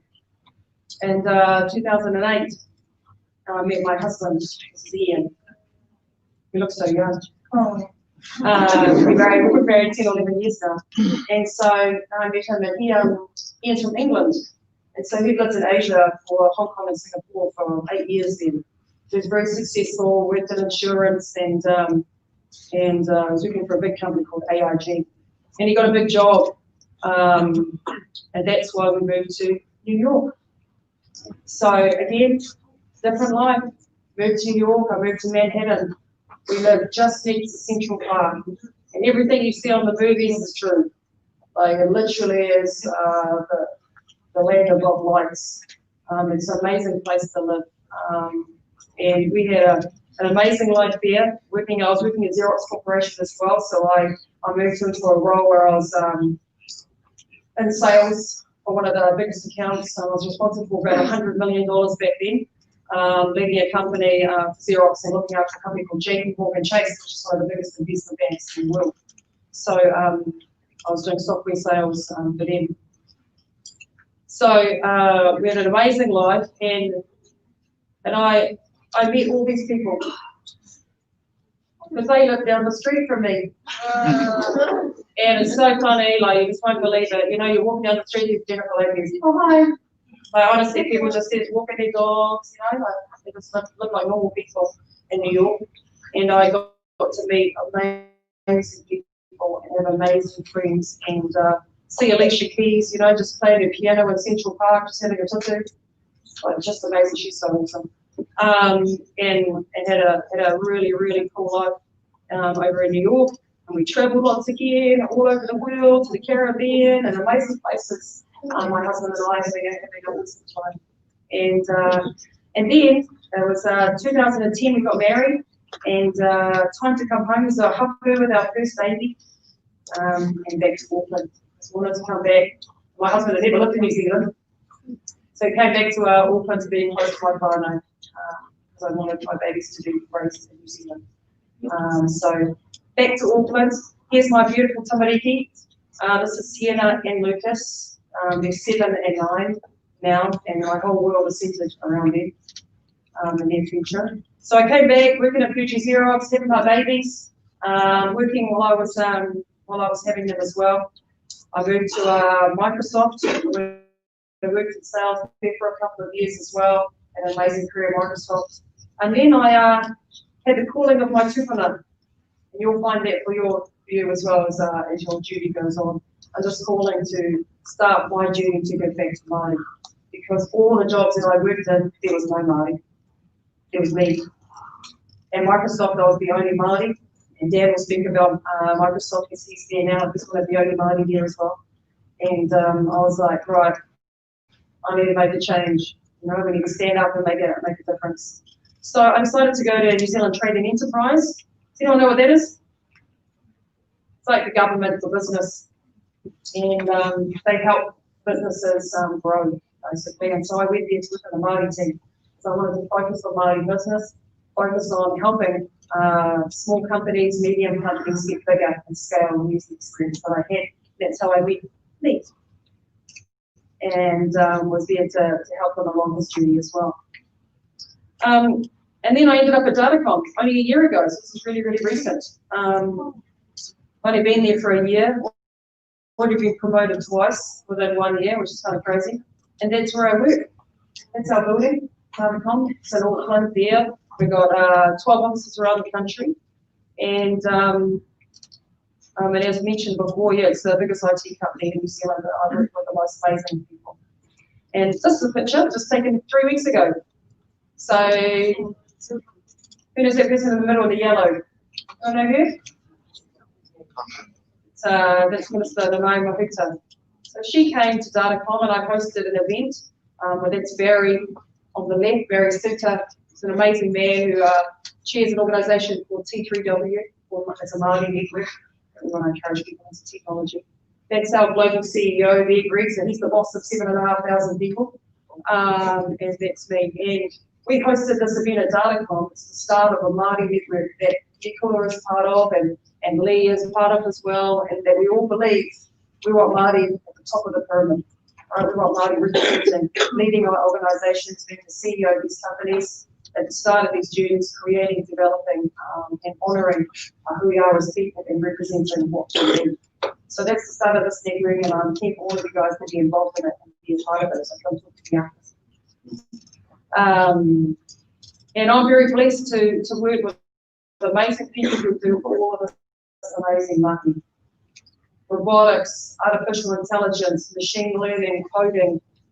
Honestly, the opportunities are endless. I work with amazing people who are way smarter than me, who do amazing stuff. And it's just an honour for me to be with them every day to learn from them.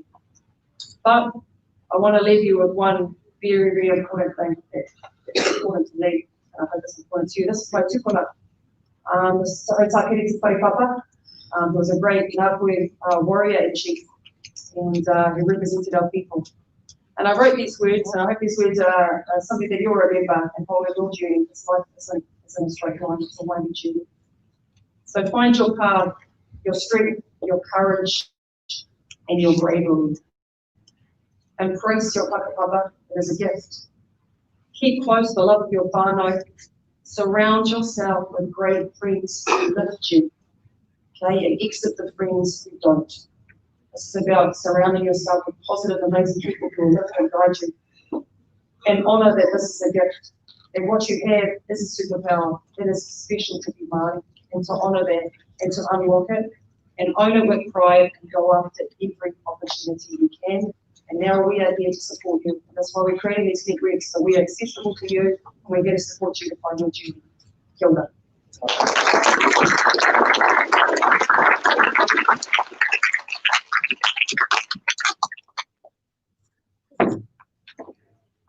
Thank you very much, Teresa. Wow, what a journey. Q&A time. Rangatahi mā, e pātai a koutou. E whakaaro rānei o koutou. Ka wai whakamā. Yes, young man.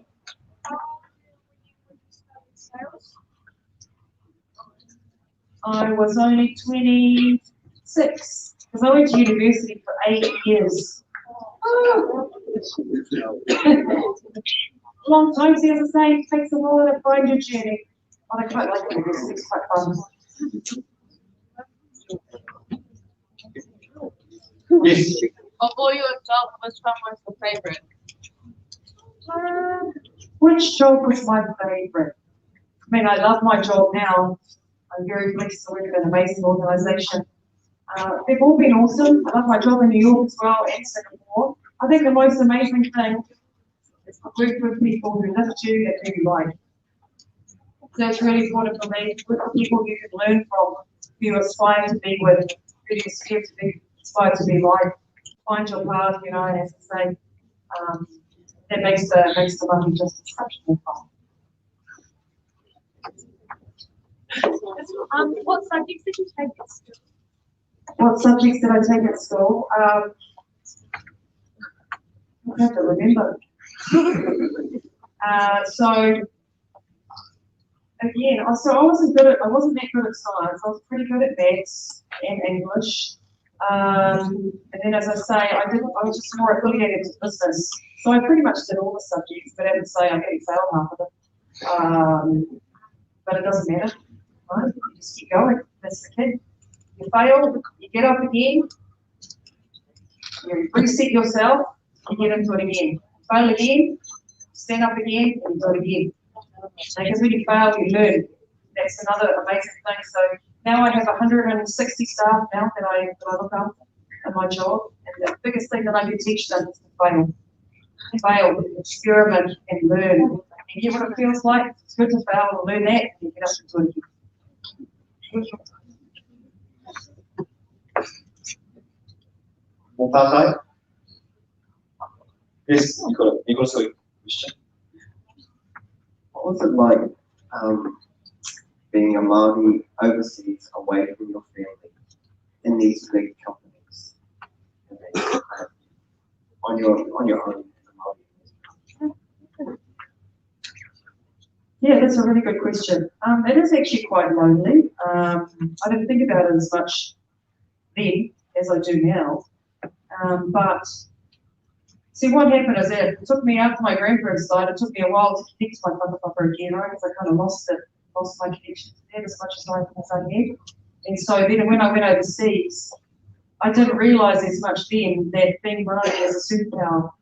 And so then what happened is that I embraced it more as I lived overseas and people found out about it. You know, I used to sing waiata and do like, and they'd be like, oh my God, what is that? Like, you know, because they're just not used to it, and then they learn about it, and then they get curious and they wanted to learn more. So they unlocked my gifts for Māori, right? And being proud to be Māori more and more and more and more. And yeah, it's definitely unique. It's definitely special. And I think, man, the world is so big. When we pass COVID, right, we can actually go on planes and go nuts. Just off you go and explore. That's what I say to my brother, my brother's only 23, to get on a plane and go and see the world, meet new people, have new experiences, and then come back and bring all that back to our world. Unless there are any other burning questions, I think that might be a good place to leave the session. So, hello Rangatahima, give them a big round of applause.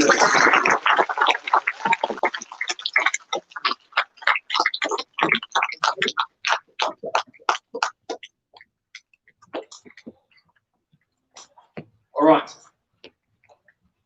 Now, we have some spot prizes to give out. And we realise that you've been sitting for quite some time. And because we have a little bit of time up our sleeve, we thought we would give away some prizes.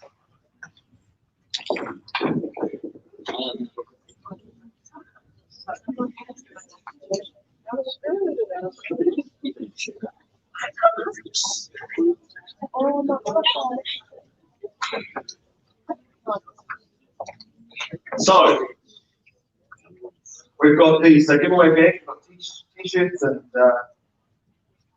snapback caps in there as well.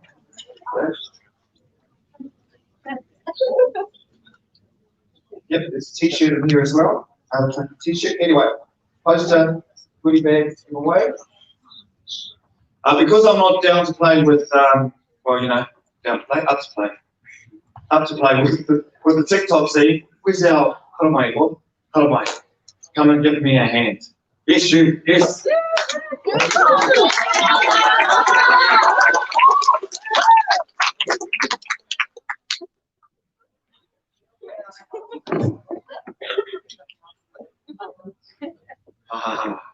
So a little bit told me that our waiata, she's pretty good at getting the crowd going. I'll call her up to assist me. Wait, if I bring you to the mic. I hear music. What are some of the TikTok tracks that are popular in Chukure? Oh, look, here we go. This is Blinding Lights by the weekend.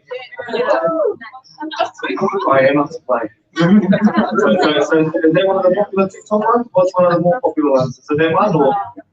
What's the foot track? What song goes with that? Pop Smoke, okay? Sorry? Sorry, Mr. DJ, you just stop that track with this other. Oh, it's right. What's the name of the track again? Pop Smoke. Is this Pop Smoke is the artist? And I went to a radio station. Pop Smoke, got kidding out, right? Any luck with Pop Smoke? How many more to buy? The gift bag.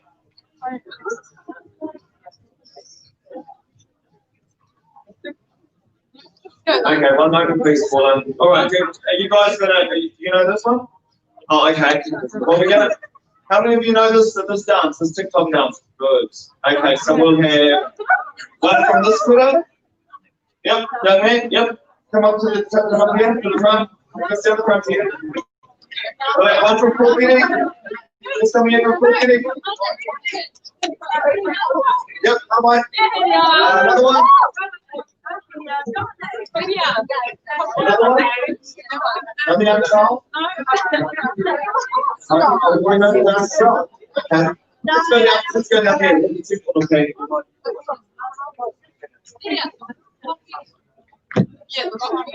Totem Intermediate, represent. Yep, come by. Well done. Oh no, she's just swapping cheers. We only got three. You want to come out the front here? Yeah. Okay, let's go with these four. All right. Okay, are we getting that track lined up? Okay, stand by. Wait, these four. Here we go. No, this is not Pop Smoke. Even I know this is not Pop Smoke. This is Vinny. Yeah. Okay, I'll just let's find out. What's your name, Portugal? Hidia. Hidia? Which school are you from, Hidia? The School of Hard Knocks. The School of Hard Knocks. Too many. Koe toi ingoa. E tama? Taumata school, is it? What's koe toi ingoa? Lyric. Lyric is your name? Yeah, Lyric is your name and Taumata school is my school. Beautiful. What's your down in front here?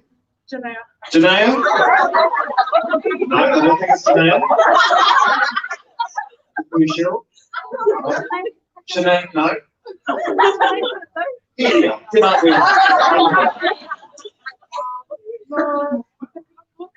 Kukiri, I did not wear. Kotiro? Ashley, no te gakura? Don't answer me. There we go. It's not hard, eh? How are we going this time? Kare. Oh, Kare playing our group. He kama. Okay. And the camera kama kayo to. Oh. I thought the audio to our way. We'll go with Savage Love, Jason Derulo, shall we? Let's do Blinding Lights then. Let's go back to Blinding Lights by the weekend. I promise we'll be more organised for the next one. Alright, here we go. Are you ready? Here's Blinding Lights. We'll just turn it up a little bit, Mr. DJ. Just copy this. Are you ready? So you guys are going to judge who's the best. Here we go. Help you up.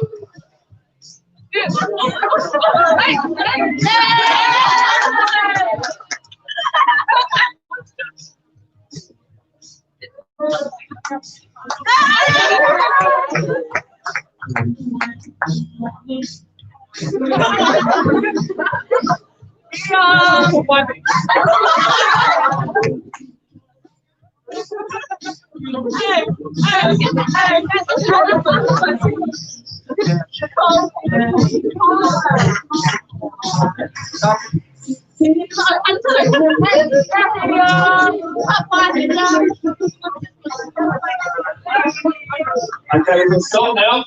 They've had their warm up.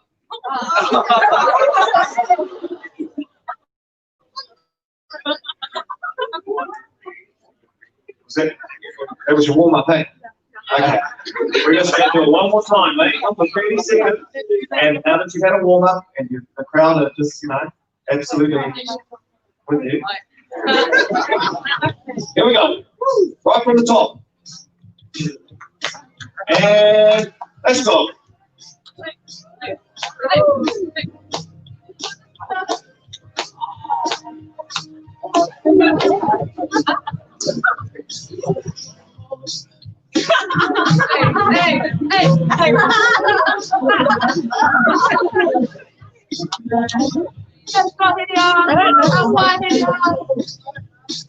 Okay, thank you very much.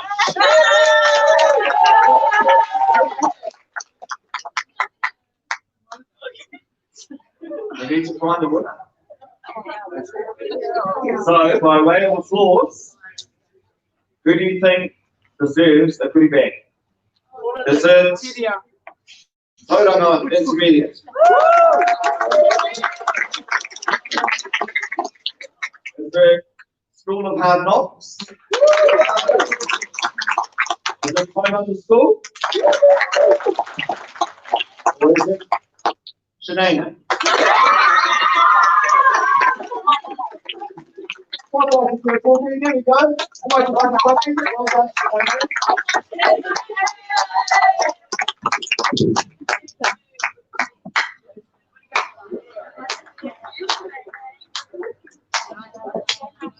Wyatt and I are going to plan the next one, okay? We're going to conference.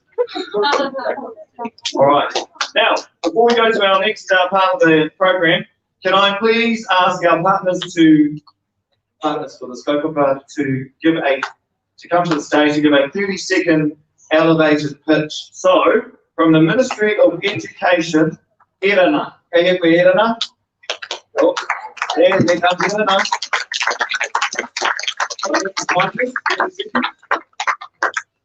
You'll be really, really fast. Okay. Okay, do you want this microphone? There we go.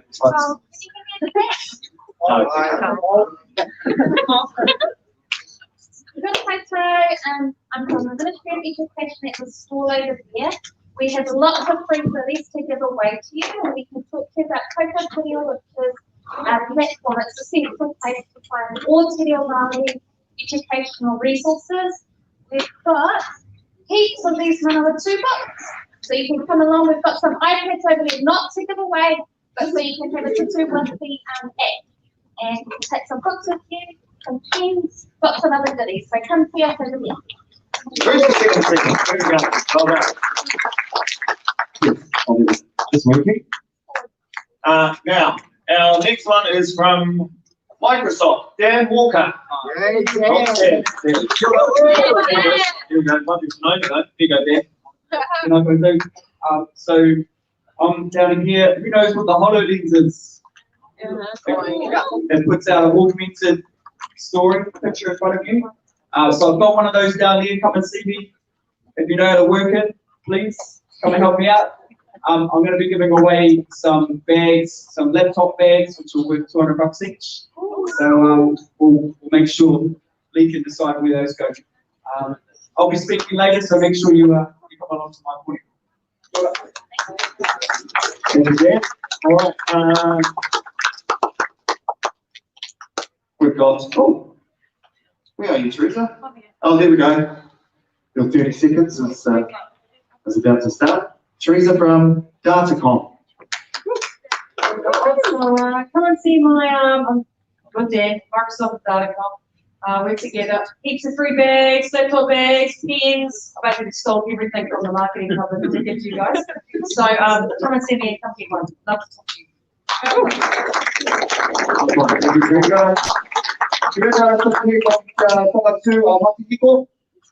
Yes, kia ora.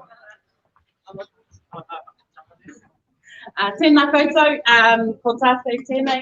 I'm from Kia Takatua Matiku, literally means get ready for the digital, and that's what you all want to do, right? Kaya ko mā, come and see us. We're going to be running a session this afternoon. You have an opportunity to win one of these cool t-shirts. We're going to have a kupu hangaro must before competition. Come down at lunchtime and see us and get some free texture resources and maybe a chocolate or two. Oh, you have me a chocolate or two, huh? All right, next is University of Waikato.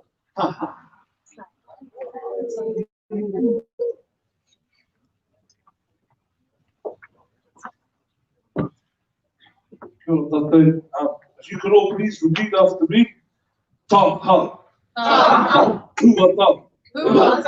Ta ha. Huata. Kumara, kumara, kumara, the best. Everybody out there, my father. Kia ora tātou whakaranau, taka te hua taka kuinua, heri hau o my mātua, taki tunu me te arawa. From the University of Waikato, pretty much if you want to know how to get into a university, tēnei mea te UE, or the UE, or University Entrance, ara mai ki kōrero kia Monday, me e tei o ngā kaupapa hau mo tēnei mea te pūkara, te pūtaia, te hangarau, e rā mea katoa, tēnā tāki katoa. Kia ora mai taha, e nā koe. Electoral Commission.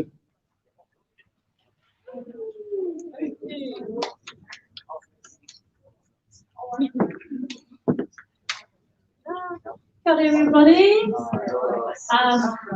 My name is Nali and I'm from the Election Commission. Me and my team over there, I'm in black. We travelled over from Victoria and we are here to make sure that everyone is aware about our general election that's happening on September the 19th. Just to backtrack, the 19th. Oh, 19th, sorry. My bad. So we want to talk to you. We want to make sure that our whānau, our community, and especially our rangatahi know that it is important to vote, and to make sure that you get a choice to vote for whoever you like to. So we're here to assist you. Come over and talk to us in our booth. We are the orange. We have giveaways too. We've got lollies and stuff. Lots of bribe you, but come over and talk to us. We'd love to talk to you all. Kia ora.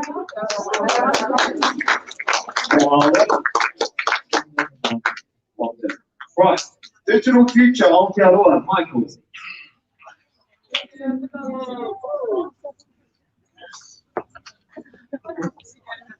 Good everyone, I'm Michael from Digital Future Aotearoa, and I'm down here with my colleague Siobhan at the Electric Gardens booth.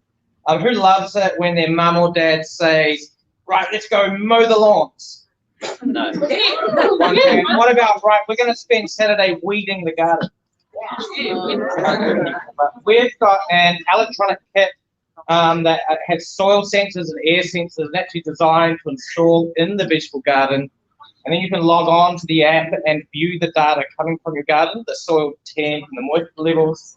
And you could actually start texting your parents and saying, hey, the soil moisture is getting a bit low, better water the garden. And you can do that in lieu of weeding maybe. But anyway, come down and have a chat to us. We've got the kit set up. You can have a look and a play and look for chatting. Thank you very much, Michael. And please, good afternoon from Innovation Hub.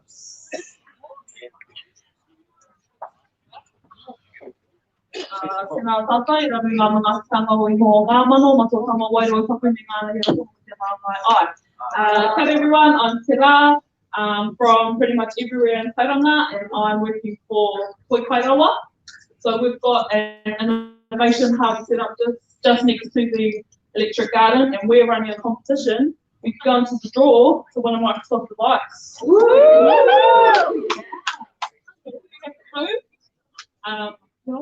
As part of my mahi, we're going to be setting up digital hubs across the wider Bay of Mene. So we need a name for that venture. This is in partnership with Digital Futures Aotearoa with Michael, who just spoke. And part of the digital hub is the electric garden. So come over, have a chat, have a look, have a touch, have a food, and give us a name. You can go in the draw to win this. The form will be on our desk, and you can go over, have a bit of a wānanga with your mates, give us the entry, and yeah, karakai Okay, we're going to just take 2 minutes for a bit of a stretch. Okay, if you need to go to the whatever, but easy. Just take a 2-minute break, and then we'll be back with our next set of hampers. Come by? Come by. Oh, wait, hide the topics in here. I go too far. Say everything else.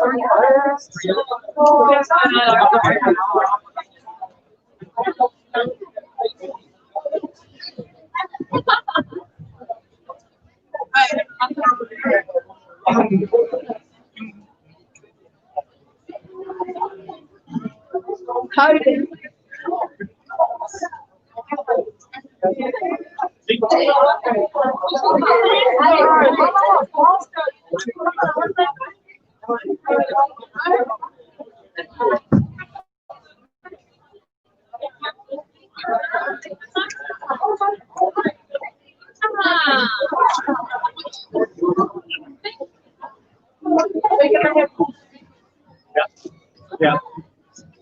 We got something.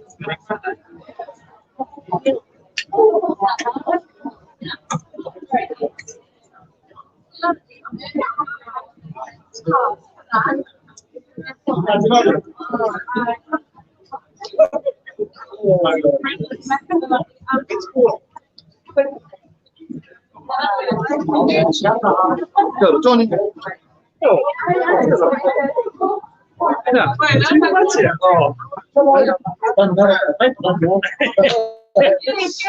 To bring that somebody else.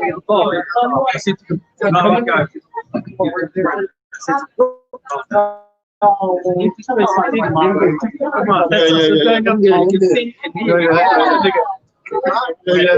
That's why don't be shy. Get up there.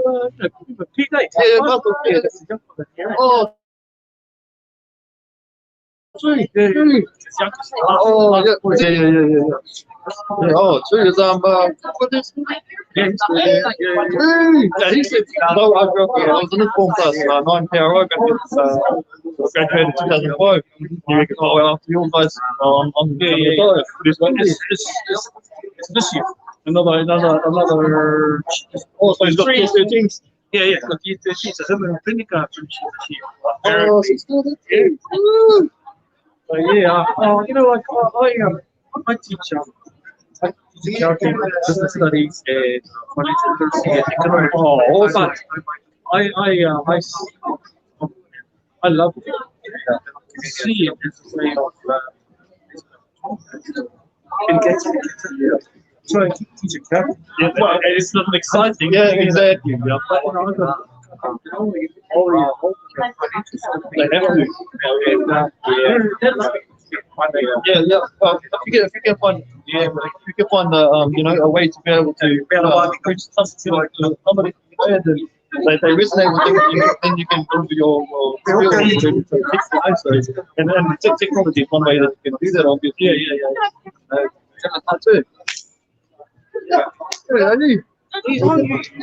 So you're going to need some sandwiches. Please. Well, if you're hungry, you just want to go to bacon. Or the butter chicken, you're going to go get the butter chicken. I think there's speeds. Right, this one back, or beef is going to be. You have a jack behind those. There you go. You want to find you're on here. Go around there. I think there's a feed right there. One of those mornings. Yeah. Well, so how long have you been at the? I've been here now. This is the longest job. You know, like I was 2009. 6 years as sports coordinator. Oh, yeah. Went to university. Oh, I did my teaching diploma. And so I've been teaching them. Oh, yeah. Oh, that's yeah. It must be the most rewarding, mate. Did you go for Yeah. Oh, yeah. put in paper, how to pick up. Why?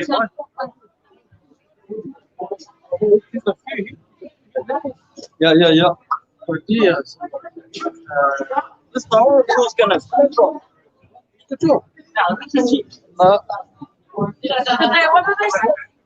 They see your Wilson.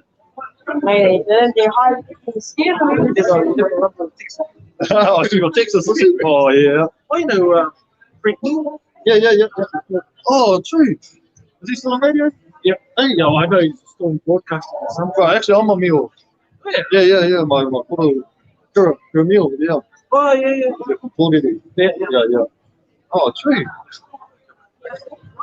Well, I know, but man, because I've been over in Australia, you know, I migrated to Australia straight after high school, and I was there for a decade, had my children over there, and Gold Coast. Oh, yeah.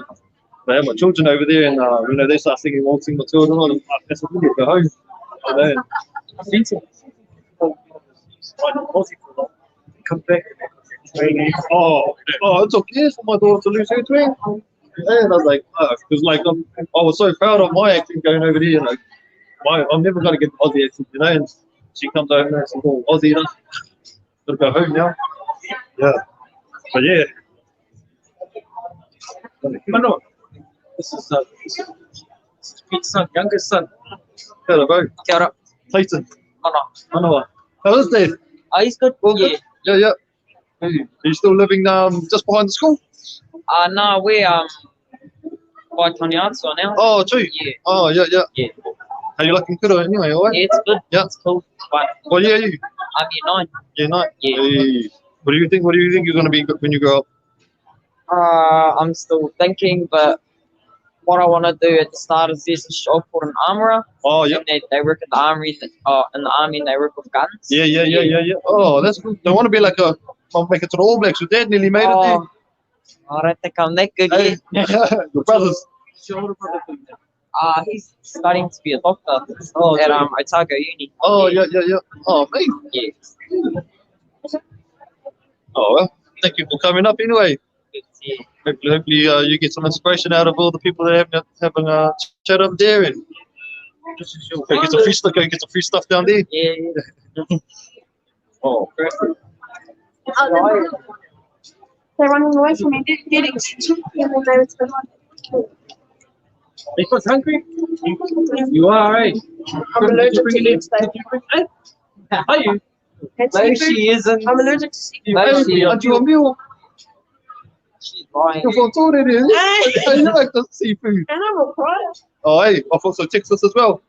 Oh, yeah, my best mate's from Texas. You know, the Namutus. Yeah. Mikari, you know Mikari? Oh, Mikari. Yeah. Oh, hey, is he everywhere? Yeah, he is.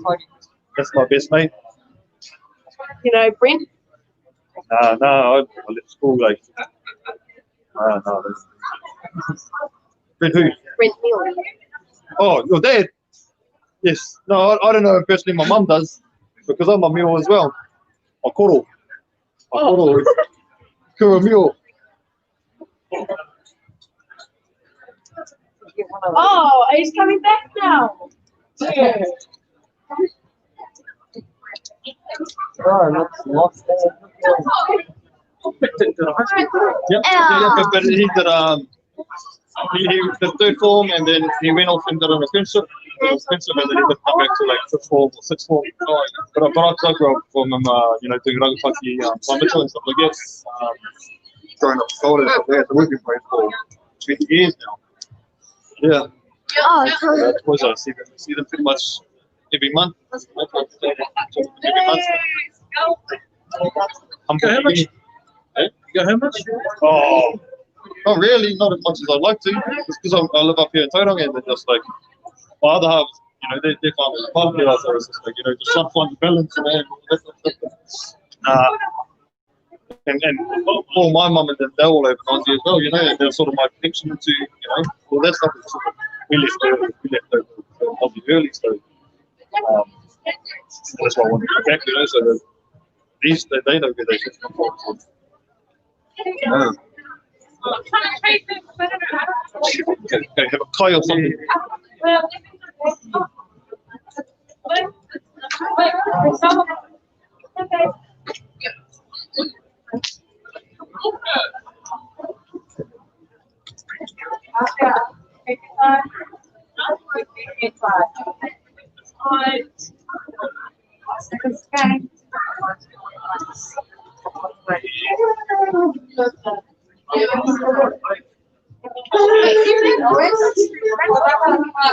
The two fitter.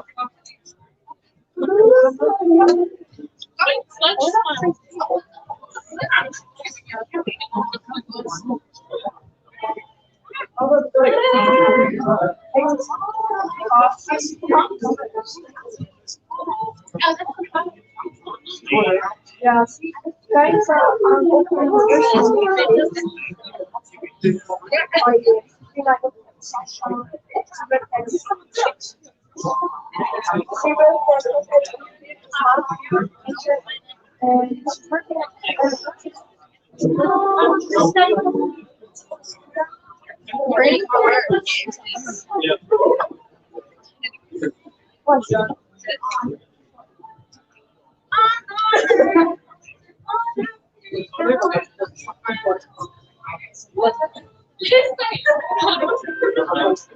I'm not like much.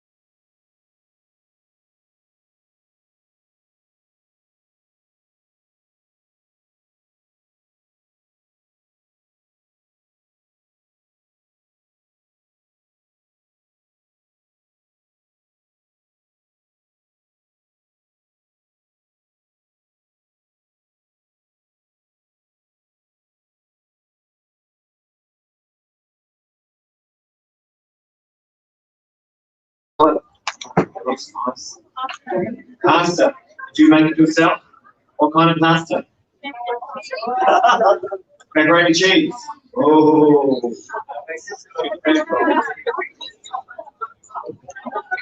Okay.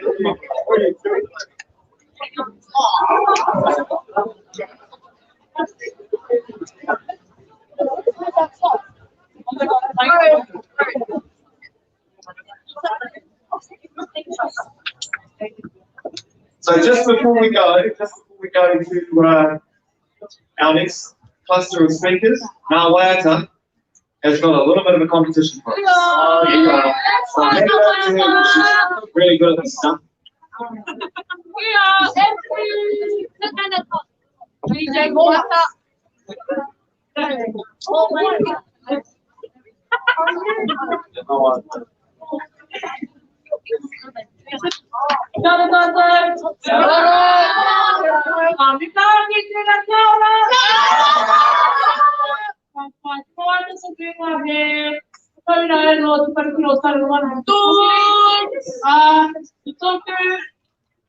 Mahi he pata hiki I te vai, ka puki aki te vai minu te tira pare, no reira ka tuku I te miri ki te tata e whai. Wata, e ka tū tata ki te kari I mai te eki ki ka whakatatai. Ka vai, e tū? E tū tata! Vai, e tū!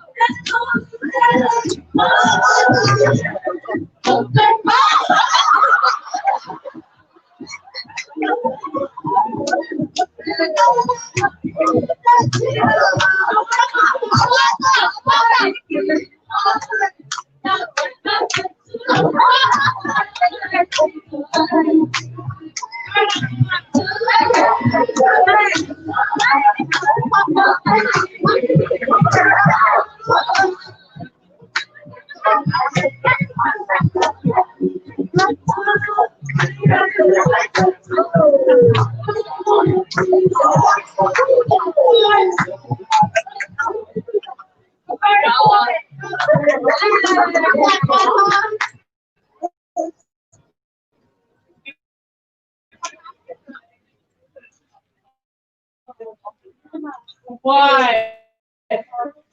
Why the matter is the matter to me? Why? Why? If you don't hear that, it's okay to go around and keep a cup of that. Why? Why they don't want to have that?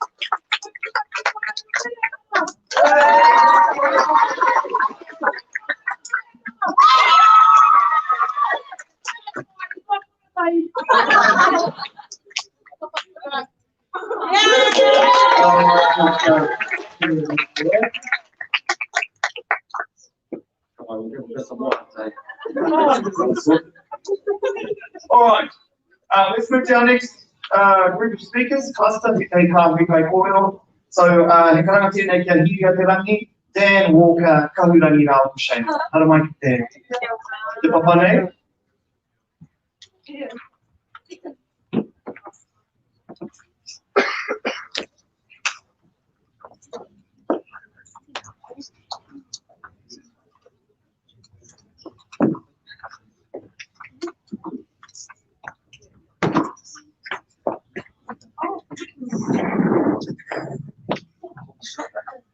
Ka mai, ko taua mahi anō rā, hei whakamahana ia I te kāhui nei. So we're just going to have a bit of a warm-up, quick fire questions. Shay, ane, me he manu koe, if you were a bird, what bird would you be? Tau ki tō momotangi. A bird, if you were a bird, what bird would you be and what would be your call? O te panu tino pai ki au, ko te tui, hoi mō ka pai ki au te miro, te ti piwai waka, tērā mō manu, ahua chiki, tika pāhau. Rere ki wewe, rere ki wawa, kare te rere ki ngā rākau i ke pai no te toho mai ki te whenua. Good try, another thing ki tauha. Tēnā. Ai au ki tō taki. Whakatau I rā. Ora, tēnā hui Shay, tahurangi. Ai, me he manu koe, ko tau pātai anō rā.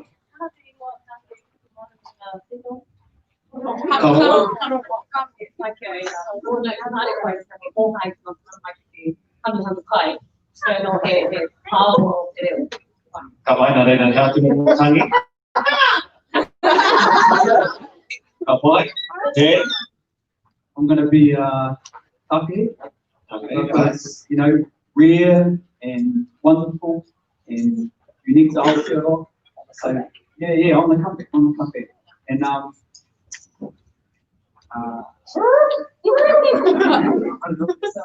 Beautiful. Ka mai, Gideon. If you could say they own the undergrowth. They keep the forest, it's they clean up. Yes. And well, they're also quite shy and retiring. Although I don't think my TikTok dance can say that. And in my mind, they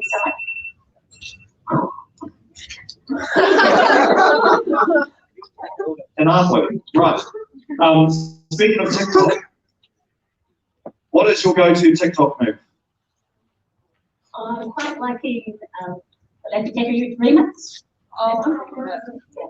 Cool. Dan, what's your go-to TikTok move?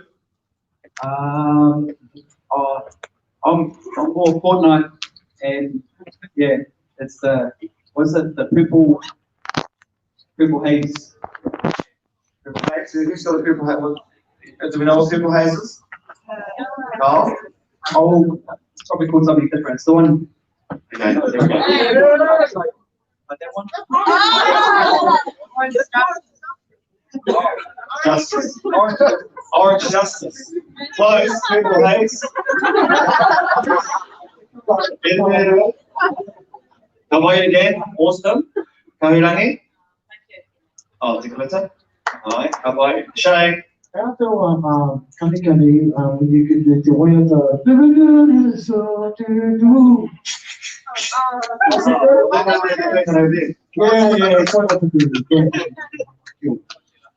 How about Pasai Pakamitsuka?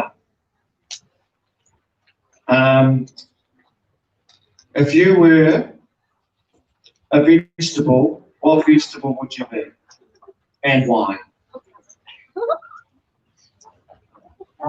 Partai ulu and we did fruit the last time. I thought I'd change it up to vegetable. Wow. Vegetable the cucumber? Aye. Chino boli. Aye. Cucumber. Ah. Kore Tin hardware.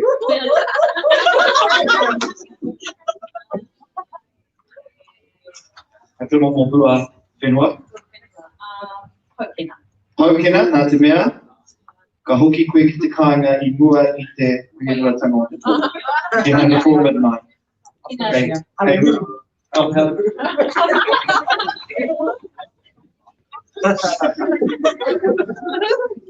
Hey, te mō te mao, tira mata. Ben. I'll be equal. They're Maori, and you know it's on the comeback too. It's been used in lots of different cuisines now. So choice. How about Tepuha is a wee bit bitter.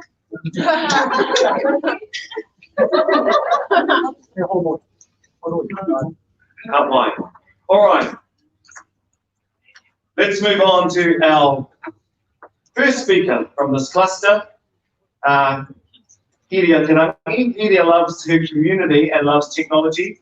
So kai whakahaere for Whare Haura was a natural role for her with almost 20 years in tech, with numerous technical and business roles in open data, open source, digital technologies, open banking and infrastructure. Hiria used all of her technical expertise to create the Whare Haura Sensors and Data platform. But it was for the love of her grandmother and the trust of her people that she determined that Whare Haura would only be kaitiaki of the data collected by their sensors, and that families would own their own data and indeed have the ability to make money from that data. He uri tēnei no Ngāti Porou tu whare toa te kai whakahaere o Whare Haura. Please welcome Hiria Tarangi.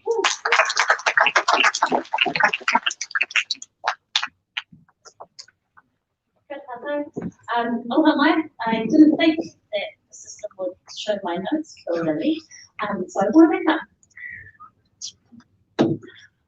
This is my nani and my papa. Awaterangi and Tāpia.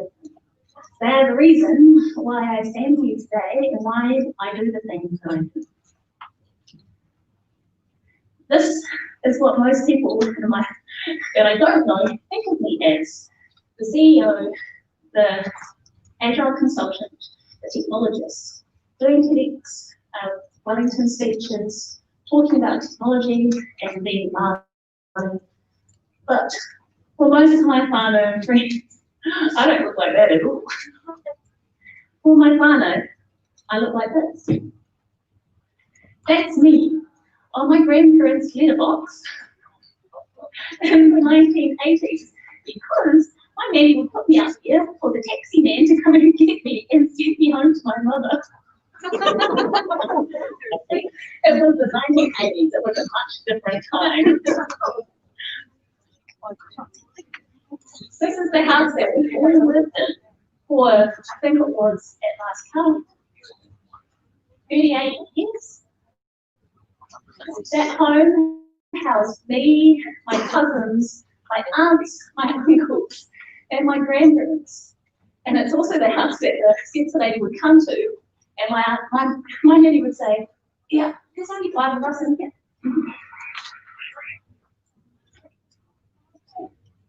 My nanny had me up until I was 6 years old.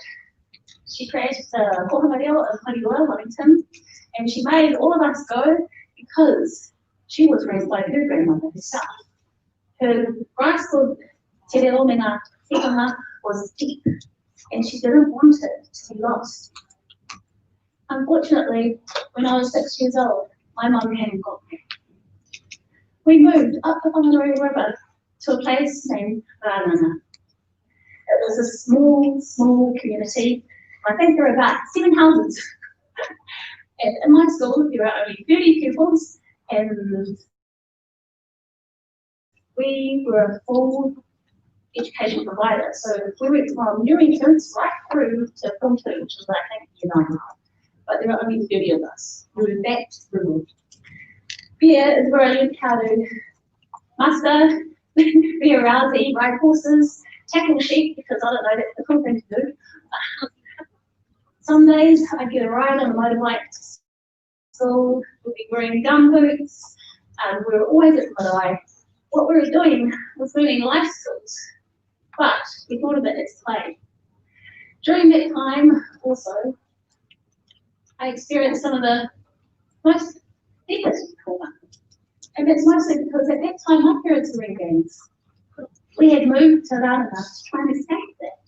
But, of course, when it comes to alcohol, drugs, violence, it tends to follow you. Now, when I talk about this time in my life, I know that how much it has shaped me. I know that because of it, most likely, I'm anxious. I had a deep feeling of loneliness. I sometimes forget to focus. I'm given a task and I will forget it immediately. But what I also did as I grew older was that this wasn't a trauma given specifically to me by my parents. This was actually an extension of intergenerational trauma handed down for the past 200 years. It's just that time is a funny thing.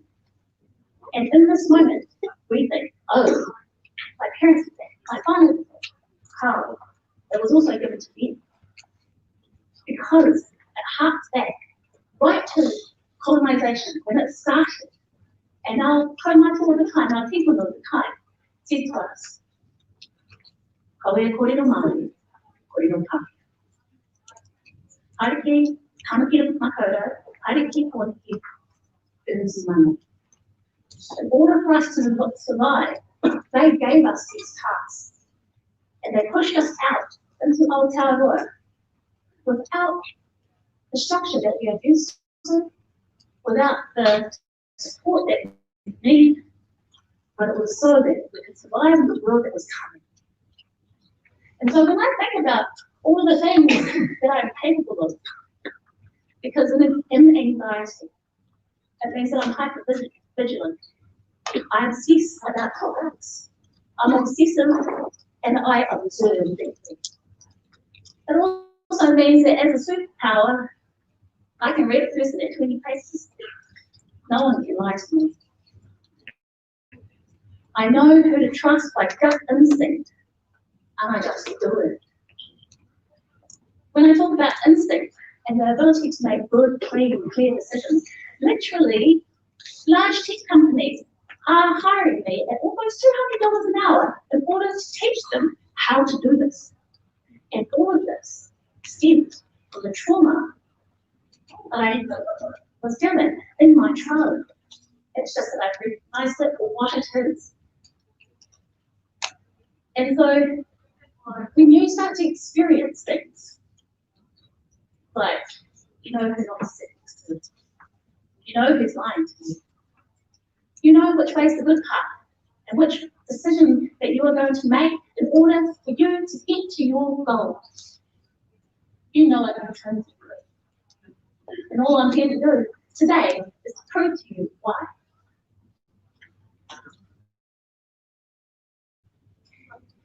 This is my nanny, my constant. This is also her and someone else's hoo-ha patch. That house in the back is our party, but that's not our backyard. But what she taught me was whakatananga. To care for every other kid in our street, even if they weren't our kid, or even Māori. It didn't matter.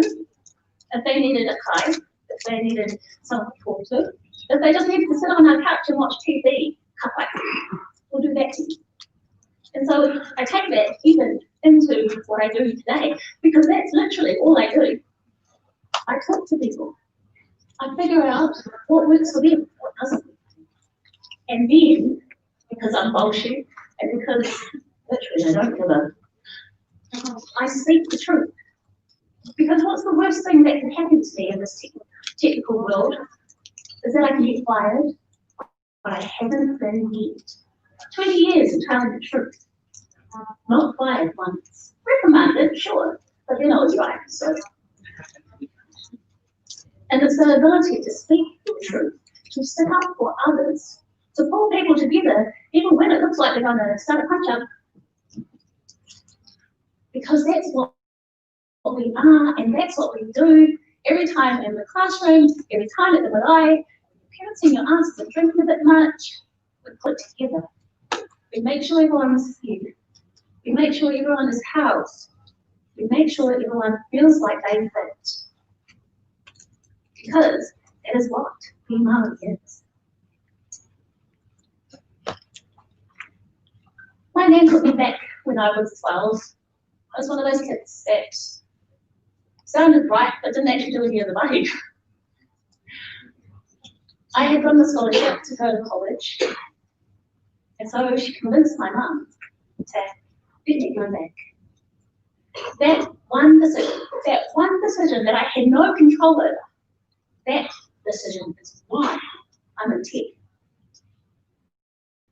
I had no idea where I would have ended up. You might have those people in your life that are your supporters, your constants, the ones that will stick up for you no matter what. Hold on to them. And if you don't have them, go and find one. Go and make one, or be that constant for someone else. Because you have no idea what changes you might make on someone's life if you just believe in it. When I was 19, I got pregnant. Pretty much straight out of school, I totally thought I was going to be on Shortland Street. Tech was not a thing that I was going to do. When you get pregnant at that kind of age, and you find out that they're twins, you enter this kind of, I was so dumb it wasn't funny. But when they're born, and you hold them, and you're in neonates, and they're in those incubators, and they've got tubes and wires, you put everything you've got into you. These are the twins when they were 8 to 9 years old. This is the only photo that they would let you use. They're 22 now. We survived each other. I'm not even saying that I didn't give them any trauma, because unfortunately, trauma is a part of being human. It's just that in childhood, we don't have a lot of control, but in adulthood, we do. The twins were the ones that made me take out a loan for $3,000 for the shittiest computer you would ever imagine. They were the ones that made me learn HTML, CSS didn't even exist, and really bad JavaScript. I still can't do JavaScript. They're the ones that made me pull up the yellow pages because Google did not exist. And call almost, I think, 100 Organisations asking you, do you need someone to update your website? Do you need someone to build your website? Your email doesn't work? Hi, I can fix that. I couldn't. But that's all right. I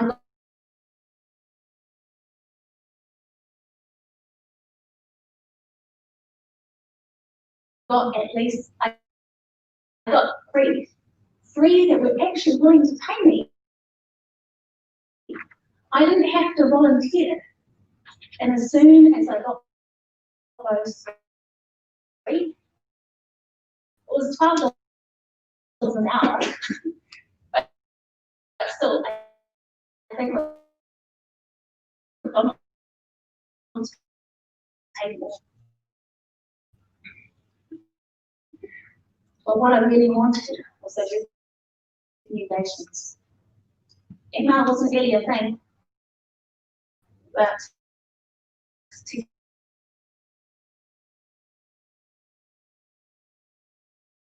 get someone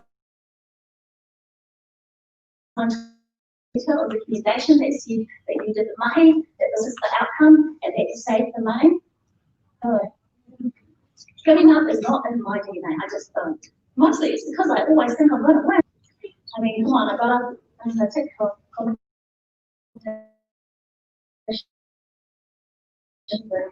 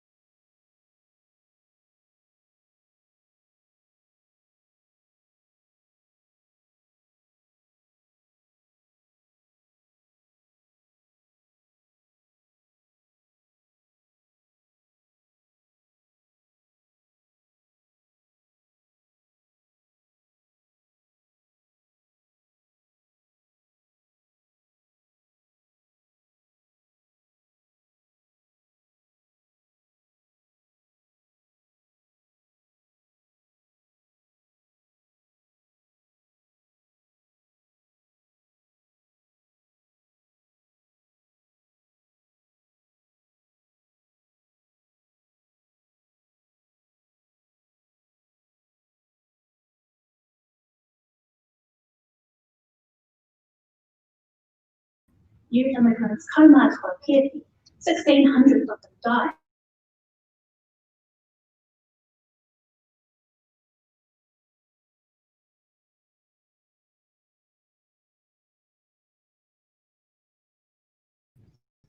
From another history.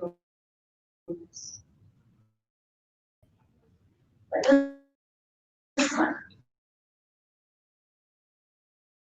this time,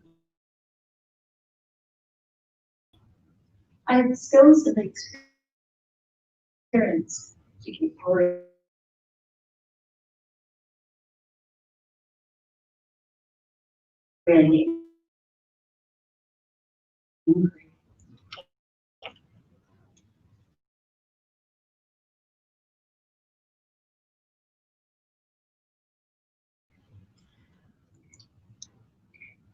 This is a prototype. It's made from Arduinos. A lot of the came from AliExpress.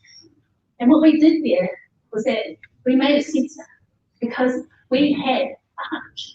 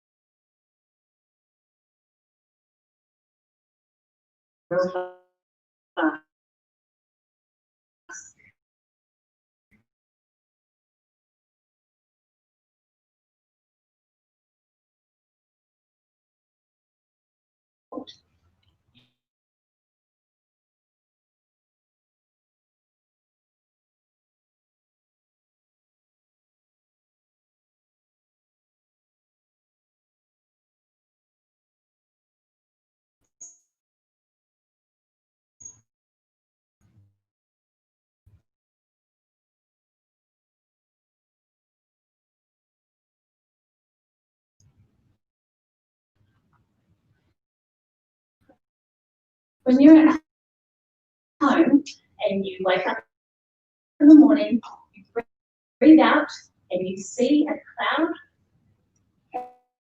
it's between 7 and 11 degrees for years. And so you'll have to excuse me, but I have a real big problem with government. Our home should not kill us. The crazy thing is that we spend almost 7 billion, take some of that money and push it into housing. It lowers the impact. There are children with bronchiolitis. Bronchiolitis means that you end up with scarring in your lungs as a child. And so even if you've got 100% capacity when you're 6, by the time you're 8, it's down to 70, 80, but it never goes back up to 100 again. You can't regrow it. You're like that forever. The impacts on our lives are huge. But can you imagine that the research has been done for 15 years? Why hasn't someone built this? It's actually really simple. This is just a web app. It displays all the temperature, the humidity, which room it's coming from, and it tells you what to do next if it's too cold. And if you haven't got the previous to turn on the heater, come by, it'll tell you where the next warmest room is. So at least you can move everybody into you. When I had talked to another company that does something like this, I mentioned that, and they said, oh no, when you put too many people in a room, it starts to create condensation. I was like, yeah, but people are going to do it anyway. And it's because they don't have our experiences. They don't have our care. They don't know that this is what we do. Do you know what the fix for that is? Letting the whānau know to open the door. That's it. Do you think I would have been able to come up with that fix or even know that it was a problem if I wasn't Māori and had experienced it myself? This is all the stuff I do. Because in this role of creating products that are for Māori, by Māori, you have to do so much PR and you have to talk at events like this, which I don't actually mind. But sometimes you have to go to government and tell them, especially in the digital inclusion blueprint, that they are doing a shit job. That we know the problems that we have, but we can also provide the solutions. They don't know us as well as we know ourselves. That the answers to all of our problems are within the people themselves. But for some reason, it's not expected that Indigenous people, that Māori people, are able to do tech. And this is the most ridiculous thing I've ever seen. Have you seen the amount of TikTokers that are Māori on, in just their sheer scale? 31,000 followers. What do you mean we can't do?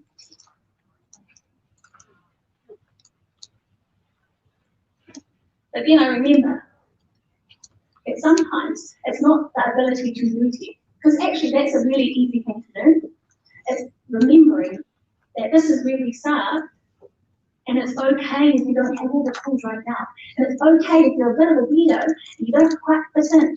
It's okay if you've got anxiety, it's okay if you've got depression, because when you start to create products and services that fit your people, that fit that anxiety, that fits the way that the world looks to you, then you actually have created something so important that changes lives. This is my father.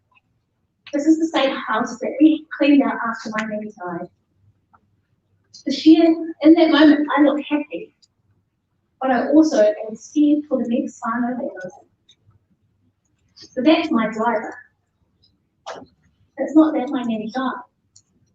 It's that no one else's nanny should die either. Tēnā rā tātou, tēnā rā tātou.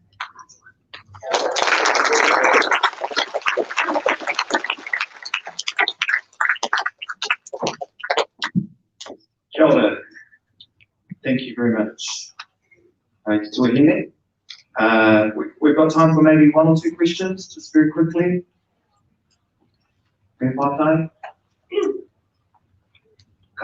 All right. Haere tonu a tātou mahi.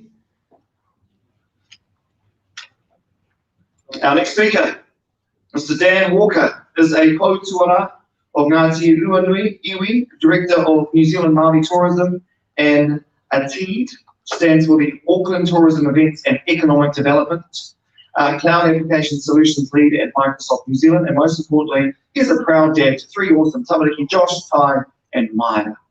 Overcoming childhood hardship and a disconnection to who he was, he found his path with business success during his 20s, becoming a national sales manager of large teams here and globally at organisations such as Samsung, Dell, and now Microsoft. His passion is indigenising our corporates both here in New Zealand and globally. He's recently been named Global Co-Chair of Microsoft Indigenous Diversity Pillar. Their goal is to create a strategy for Microsoft Global to engage with Indigenous communities. His other passion is the concept of utilising a tikanga approach to combating algorithmic bias which is the subject of his master's research. I think there's a typo. Not your typo though, might be my one. Tikanga Māori Te Ao Matahiko, Māori Values as a framework for digital leadership. Please welcome no Ngāti Ruanui, Ngā Ruahine Rangi, Ngāti Kaunguru, Tūhaurangi, Ngāti Maniopoto, Mr. Dan.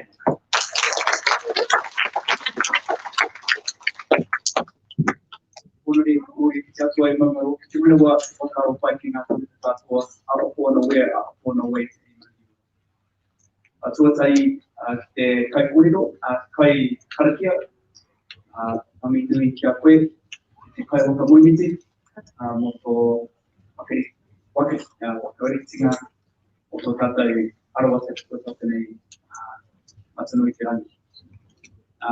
Ki mana whenua, tēnei roi, te kukinga, te rangi nui, ai te rangi, tēnā koutou, tēnā koutou mō koutou manaki, i te aki o ngā tangata noko nei, i o manaki ka maka. Nō reira, tēnā koutou. Kia ora, ko Dan Walker hau, ka hore a Stan Walker, ko Dan Walker. I know this is stomping ground. Whenever I come to Tauranga Waiwai, I'm like, oh, I thought this was Stan Walker. He's a short fella. But yep, I'm a pretty good dancer though. I'm always telling you that. It is what it is.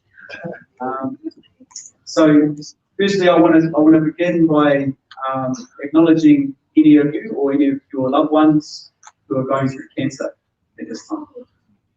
My brother his name is Tapu Mikurua. He's my younger brother. He's reaching the end of a 3-year battle with cancer, of brain cancer, and he's the most inspirational fellow I know in terms of this fight. And now my cousin, unfortunately, Howard City, who's overseas, has now got cancer as well. It's one of these things that is attacking our people, it seems, and it's rampaging through our communities. So yeah, just want to acknowledge that. So my belief, yep, tech is good for Māori, but Māori is good for tech.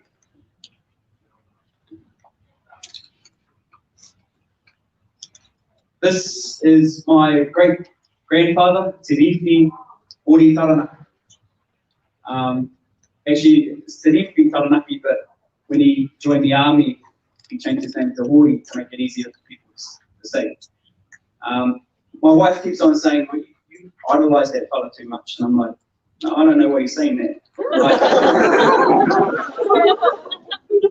But he was a war hero, and the thing I love about him is that He was born in Tūhaurangi when the Tarawera maunga had just erupted and devastation had hit Tūhaurangi. But he was steeped in te reo, our tikanga, and our cultural practices.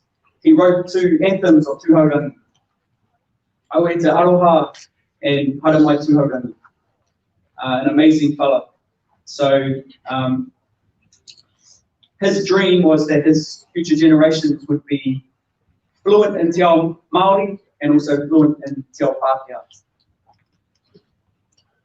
His daughter, Te Rauturia Taranaki, Nana Chick is what we call her, an amazing matriarch of over 100 children that come from her union with my koro, Sani Kamakure Kuro. She was just, again, one of the most inspiring ladies I know, and she ended up stopping, she grew up in a time when you couldn't speak to Te Māori in school. So there was an actual law that you couldn't speak to Te Māori in school.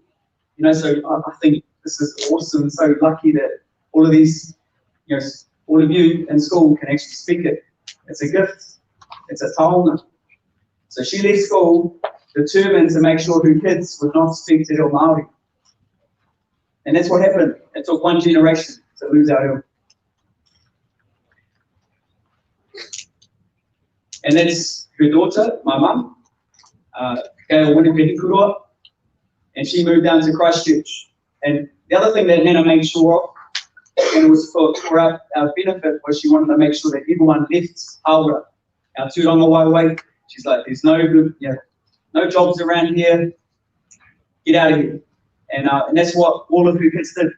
Every single one of them left, and they got good jobs. Mum moved down to Christchurch and met my father, Austin Pākehā fella, from Ireland and Scotland, Noel Walker. So, I'll put the microphone, a half cuts. I was about this age on the right here when I first heard that too. I was in hospital, and they were saying, oh, yeah, this one's a Maori. And it's like, he doesn't look Maori. So, oh, no, he's a half caste. Like, oh, what does that mean? And I grew to learn that half caste was a label that, a derogatory term, much how people see sometimes Pākehā can be seen as a derogatory term. Half caste was used in that way as well. And I grew up with a disconnection to who I was. I didn't feel like I fitted in with Pākehā, I didn't feel like I fitted in with Māori, and I just didn't know who I was. I had an identity crisis through my childhood years. I was loved, I had awesome parents, awesome whānau, but I just didn't really know where I was going. And you can only do that for so long before it starts coming out in negative ways. I started stealing, I got into trouble, and yeah, that was my childhood. I ended up leaving school with no qualifications. I didn't even get fifth form. It was just a space that in the 80s, growing up in the 80s in high school, it was a place where I couldn't really fit in and I couldn't connect. So failed fifth form 3 times in a row. It became a bit of a joke in the end. So what are you coming back again for? It's actually just because my girlfriend was there and I wanted to hang around with her. But it made me realise that with qualifications, it's a ticket to get into jobs. And I felt like a failure in my life when I left high school. So this is where my Nana Chick, Nana Walker, my Pākehā, Nana, they loved me unconditionally. And they were always saying, yep, you're right, but Dan, you've got skills. You don't have these qualifications, but you do have skills. And this is where, a lot of work and a lot of our industry, they look at qualifications. but actually there's a lot of skills. And as COVID comes in as well, we're going to have to make sure that we recognise our skills. For me, you know, I could build relationships. I was an awesome dancer, I put down here as well. I was a gamer, like the bro here. I love computers and tech. I've got a Commodore 64, a Pentium, and then, you know, grew up through that as well. So I want to get something in tech. So I had these two beautiful ladies, and I had another awesome wahine as well in my corner. So this is Michelle. I saw her when I was 10. It was actually me. I was trying to get my best mate, Fred Norris. I was like, hey, you should hook up with this chick. And I was laughing, and then I saw her, I was like, oh, yeah, how you doing, girl? And then she ran away she literally ran while she's looking back at me. And that's sort of, kept on chasing her. It took me 4 years, but finally she started on second assembly verse. She's like, look, I'll go out with you, but you have to stop ringing me and leaving letters in my letterbox. Okay, so that's it. And then about 10 years later, I proposed to her at her 21st in front of her whānau, asked her dad first, and he said yes, thankfully. Doesn't matter, I was going to marry and we got married. And then, yeah, this is a photo of us with our three kamara. Josh Kamakura, here's my granddad's name. Tyler Ruanui, who's the leader in our whānau, and we're trying to coach him to use that for good. And then Maya Tawinaka, named after my mum. So, yeah, I had these three amazing wahine. I'm the other reason why I'm standing in front of you today. They would never get up and speak in front of people. That's not their MO. But I speak for them. And now that both my nanas are gone, hopefully something that I speak about can resonate with you today. So, with that, they said, Dan, yep, you got no qualifications, but you got skills to get a damn job. So I went into Dixmith, and I applied 3 times. I couldn't get in there for some reason. I had the worst CV now. I look at it now, it's embarrassing. There was a massive photo of me on the front like this. And yeah, that's embarrassing. But anyway, I got in, and I realized, I can do sales. Sales is me. I love dealing with people. I love building rapport. This is something I'm pretty good at. And I did have a bit of an issue, you know, turning up on time. It had to get to my final written warning. I was like, okay, I'll turn up on time. I'm sorry. But once I sorted that out, I sort of realized that I'm good at this stuff. And my area manager actually put me up for promotion, and I became an assistant manager. So that was my first step into leadership. I had 18 staff I was responsible for. I had this opportunity to get into the business side of things, managing budgets, hitting targets, and at the same time I was hiring people who had degrees. I was like, wow, I'm better than you. And so I went back to, like Teresa, I went back to CPI, Christchurch Polytechnic Institute of Technology, and I got my diploma in business. I said, I want to do this business thing, and I want to see where I can go with this. So with that, I became store manager a year later. So that was a step up, bigger targets, bigger staff, and I won store manager of the year in my second year. So I did what any normal person would do. I went off and bought a BMW and yeah, got myself into massive debt. It was not a good idea, but I just like driving around in my BMW. Yeah, don't do that, I know. But I did go and start. I said, well, I can get this diploma. I'm going to go and get my degree in business. And I started at Massey doing it extramurally. and started doing that. So that was something I did from 2002 to 2006. When you're doing that kind of stuff, I was seeing how business was actually changing my life.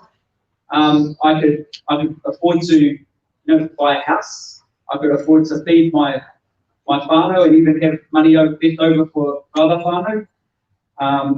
I was really driving in this space, and I was like, oh, I can see how business can actually help our whānau. I was promoted to National Commercial Manager, and this was when I was 26. National partnerships, $1 million targets, and it was my move to Auckland. There was stepping into a place where it was foreign, but for the first time in my life, I could actually start driving back home to Taranaki. I learned what it means to commit to your marae, commit to your hapu and your iwi.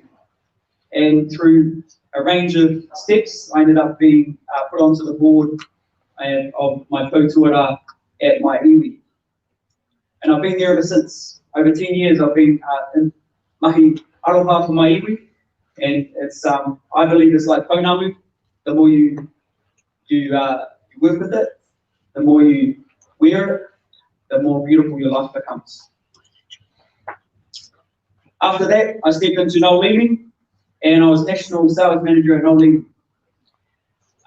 Large amount of staff, we had a large national staff, 100 million per annum budgets, and I went and got my MBA, my Masters in Business at Uni of Auckland.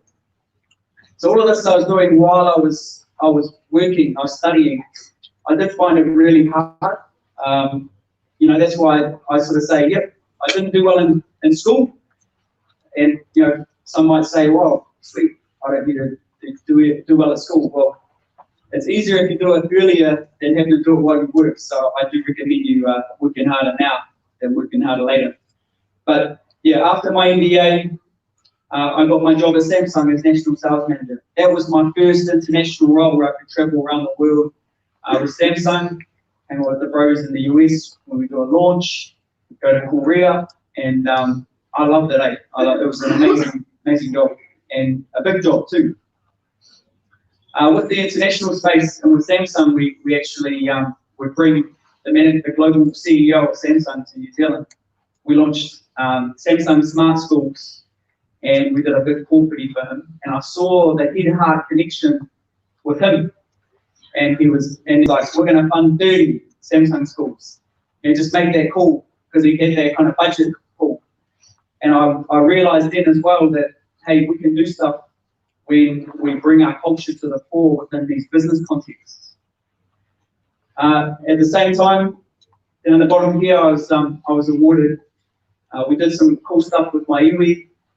We did some awesome stuff with a bunch of hapu and marae, and I won Young Māori Business Leader of the Year. After that, my mahi was for New Zealand Māori Tourism. So this is the board role, and I've been there ever since. My passion is to see our culture, basically take our culture to the world, and then bring the world to here. Yes, COVID has smashed a lot of our Māori tourism operators. It's been hell, and it's really been real hardship. But there's been amazing resiliency and innovation in the tourism space as well. I went to commercial, moving into mobility and IoT. Dell is an IT infrastructure and software company, and that was an awesome step for me too, getting into the higher project bids and $1 million transactions. I also did my Masters in Advanced Leadership here as well, and then stepped now into Microsoft. So that's my journey, whānau, in terms of how I got to today. I wanted to sort of talk more around that personal story about how I got to where I am. Now, one of the things that I realized, and Teresa talked about it as well, what do you think this number means? What does this number mean to you? How much Māori? Concept of Māori in workspaces like this? Yes. So, kia ora, what? You already got a bag. You get a Microsoft bag, right? So I realised I was the only Māori in Samsung. Dell, I was in a big room of 450 people, and there were no Māori in there either, except for me. And Microsoft, we've got very few Māori as well. So this is a massive opportunity for us, I know. We are really good at stepping into our startups, which is awesome, and we've got to keep that going. We've got to keep doing the mahi in that space and smashing it, because we get to call our own shots. But we can't forget about corporate, because a lot of money sits there, a lot of power sits there as well. And I'm really passionate about trying to see more Māori in tech, in our tech companies, and more Māori in corporate. It's not good enough that we're less than 3% of the tech space when we represent over 15%. We've got some amazing people in this space as well. So I did some research. This is my master's research in this space, tikanga Māori moti aomatehiko, and realised that actually our values can inform corporates in a way that they can do business. We can actually change the business from the inside and help them to have a better effect for our communities globally. So I had a research into this term of cultural tax. The bro Hinare talks about this. The fact that when you come into a corporate, there's a massive burden on you, because you're the token Māori.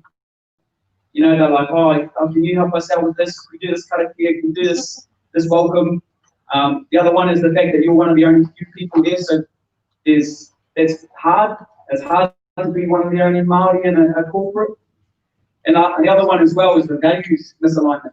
They have values of trying to strive to get money, and our values, that's only one piece of the puzzle, man. It's all about how about our environment, how about our people, how about our cultural intelligence as well.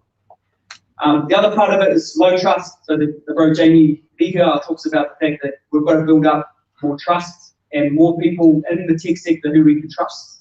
I totally agree with that. And the last one there is a lack of good role models. So if you don't know anyone in the tech sector, and this is part of the reason why I'm looking to bro Lee and Afina for doing these kind of things. You know us now.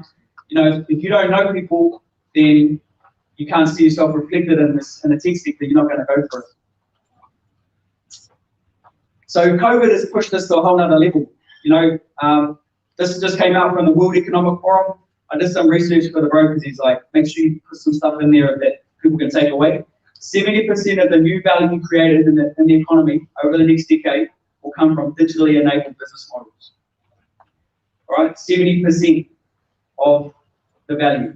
And the partnerships between government and corporate is crucial. We've got to make sure that Māori and corporate, otherwise we're going to miss the trip. Our Microsoft CEO said there's been 2 years worth of digital transformation in 2 months because of COVID. And just recently, Satya said that 72% of the tech roles in New Zealand are outside of tech companies. So the opportunities are there. We've just got to make sure that we're out there grabbing them with both hands. This here is the World Economic Forum that they believe the top 10 skills needed in 2020. So it's not qualifications, these are the skills. One thing that I sort of think about in this space is what's one area where you need to use all of these skills for Māori? What do you think? Marae, kapai, who said that? Kia ora. I think, for our marae is a space where we actually need to employ all of these skills. So as Māori, we are getting trained up in these skills, which the World Economic Forum say is the most needed skills as we move forward into 2020. So this is my own view of the world in terms of where I believe we need to make sure that we're working on in the new world for corporate and tech. So yep, you've got your traditional forms, and on the left-hand side it's formal, on the right-hand side it's informal. We've got our qualifications, which is our diplomas, our degrees, our masters, our doctorates. And then stepping in between skills, our tech certifications. So Microsoft, AWS, Google, all of those have got tech certifications, right? They call themselves skills, but I believe they're still part of qualifications because you've got to do exams, you've got to study for that stuff. They're quite hard, but I believe because you've still got to be able to show you do have the skills, I believe they sort of sit in the middle. In terms of skills, this is for me personally, but maybe for yourself, I believe community contribution needs to be something. They missed that out in the 2020 skills that the World Economic Forum believe. You've got to have a community contribution. You have to.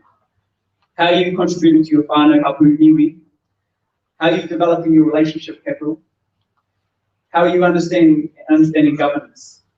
This is key to for Te Ao Māori. And how are you developing your political intelligence? I'm not saying politics as in the election. I'm saying your own skills in politics and political skills, the little p. The next step between skills and wairuatanga is cultural intelligence. Tikanga, mātauranga, wānanga, your connection with your kaumātua and kuia, marae connection to Te Māori. Those kind of things are key, I believe, to understanding who you are as a person, understanding your identity. And then on the right-hand side is those spirituality aspects. We talk about mindfulness as this new thing, but our tupuna already knew this a long time ago. Breath work, karakia, all of that good stuff. This is key for me in handling a big job. I believe it's key for all Māori as we move forward. So this is my own view of the world in terms of working in this tech space. And we're doing some cool stuff. So this is these are some of the things I've been involved in. We've created a Māori wheel for Minecraft. We've been working with the ProHCs from around here who built the Māori Minecraft Ngāmotu. We're taking our cultural values to the world because the area that's been downloaded the most is in America. We launched our Te Reo Māori Translator, which I'm really proud about. We had to access some funding. Microsoft has this global AI for Good campaign. We accessed $3.5 million of that and launched the Te Reo Māori Translator. So this concept of not just preserving but celebrating and promoting our language. I've got a video. You have a bit of play it, bro? It needs internet because it's just a link to YouTube.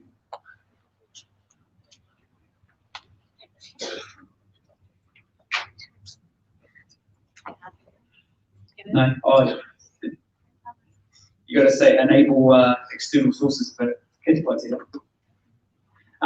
so one of the things up the top here I wanted to talk about is you can make the changes from the inside. You can.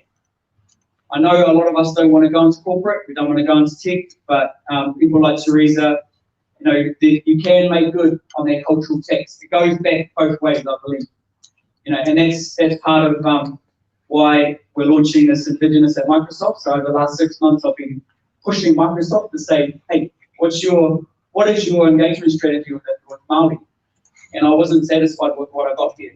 So then I rolled that up into Redmond, and into our head office. And they said, no, you're right, we don't have a good enough engagement. So, let's look at it. And we're launching next week, actually, Indigenous at Microsoft. It's going to be one of our global diversity pillars alongside 4 others. And Microsoft are going to invest in this space. So what I'm saying in terms of making good on that cultural text, we can make those changes from the inside. We can do it. So when I think about my koro and his goals, his dreams, that we can be fluent in both Te Ao Māori and Te Ao Pākehā. I look at you guys, and you guys are going to be that. You guys are embodying this future, and I'm really excited about that. O reira, ia pūnui a pūranga tira, tēnā koutou, tēnā koutou.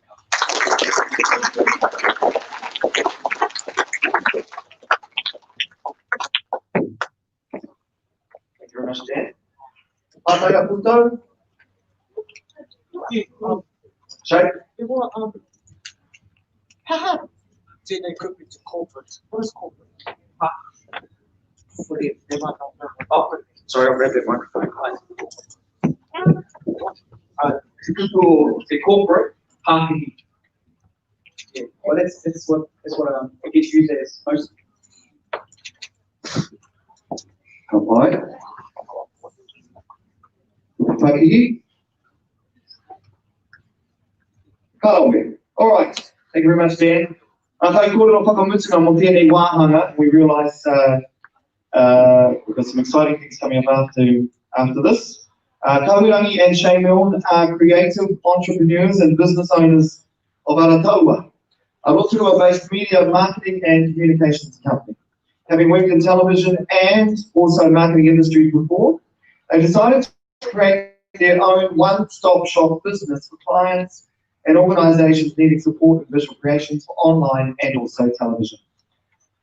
Their digital marketing services provide others to get their own mahi out there to be seen, heard and felt. They're in the Māori content game, producing hours of digital and broadcasting material. Their passion is te reo Māori as a whānau and kaupapa. They're committed to delivering high quality Māori language content through expressions of media, communications and marketing to the world. Tēnei uri nei, a Shay, no te rāroa, ngā kuhi me ngai tahu, a tana hoa wahine a kaurangi ko Ngāti Rangi Wewehi, Ngāti Takaue, e te iwi paki mai, kaurangi and sake on noho whakaue. Sure, that's a little statement. Very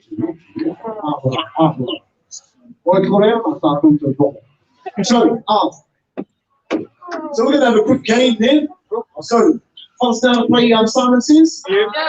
I can go you push the pin to talk to the Maori. One more. When I say pene, you go into it. Pene. Pene. Pene.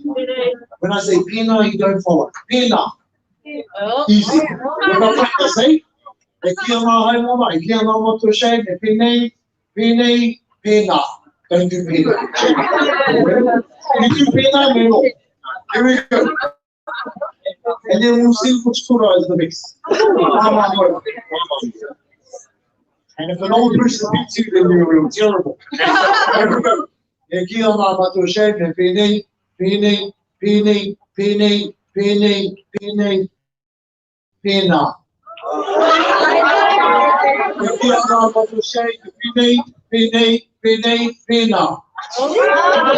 See all people come out there. Here we go. Here we go. Pena. Kia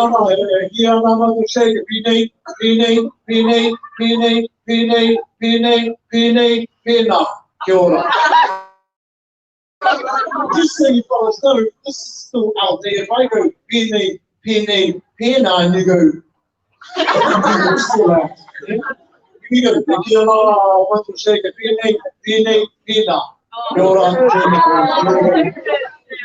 Last food is our express. We go real fast, eh? Here we go, hold it. Real fast. Nena koruna, June, kia ora, want to shake it. Pena. Real fast.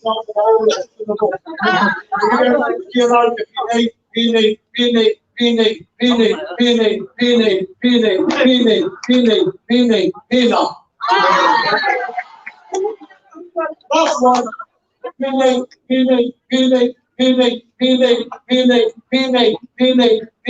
Pena. Oh my God,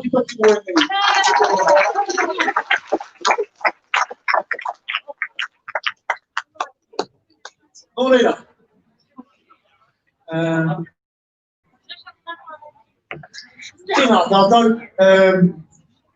Alright. Ki nei paki mo mātai.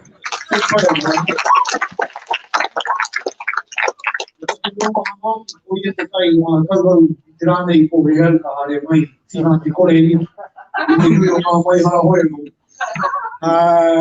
Ahau, no te tau te pira.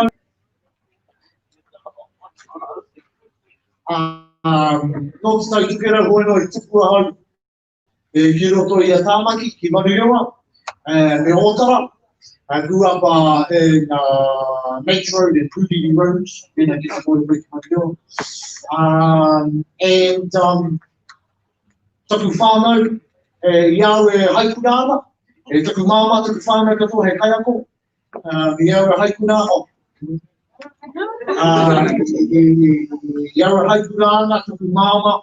I whai tūmoaki, tūrunga tūmoaki ki Okianga. Ka hunaku tō mātou whānau katoa ki te tai tukirau no Hawaii. Ahau, I noho ki Tāmaki, te mea karau these Māori towns up north, kaore pai ki hau. And then, nā wei ka ki tau, no, ki reira te oranga, Māori ra ka hunaku ki te tai tukirau. As they say, the rest is history. Pērā taku, synopsis. Tēnā koutou, rangatahi mā, mātou ngā pakeke kei wainga a tātou tiranga kai whakahaere o tēnei nuinga, he kaupapa whakahira tēnei. E rongo ai tātou, e kite ai tātou, i te ao hangarau, i te ao pakihi a noko ki tēnei māua, me fo māua kamupene o Harakaua, te ao pakihi, hara i te ao hangarau, engari e ni hawana, i enei tohunga kei wainga a tātou. Koe anō, e mihi ana ki ngā kia koutou ka mariki mā, rangatahi mā, ko noho pai mai i tēnei rā, māua ko tai mai hei kai kōrero reo Māori, a he mea nui tērā kia mātou, koera te kaupapa matua o mātou ahau. Mare nā hau i tēnei tangata, engari o ka whānau, ko te whānau Maxwell, me te whānau Morrison, Morihana no Rotorua, o kuiwi ko Ngāti Rangi Nui ki te Ngāti Whakauke. Pakeke mai au no Hune Mutu i Rotorua. Kei reira māua e noho ana, he rua a māua tamariki o Atareka, ka te kau ia. Tā māua Pōtiki, a hine manawa nui, ko te pāpā no te pauaka pakata tēnei, anā ko Atareka no te YouTube, tā māua tamai. Nō reira, I whai whakaro māua ko ka hira ni tira pe ke wāhi kōrero.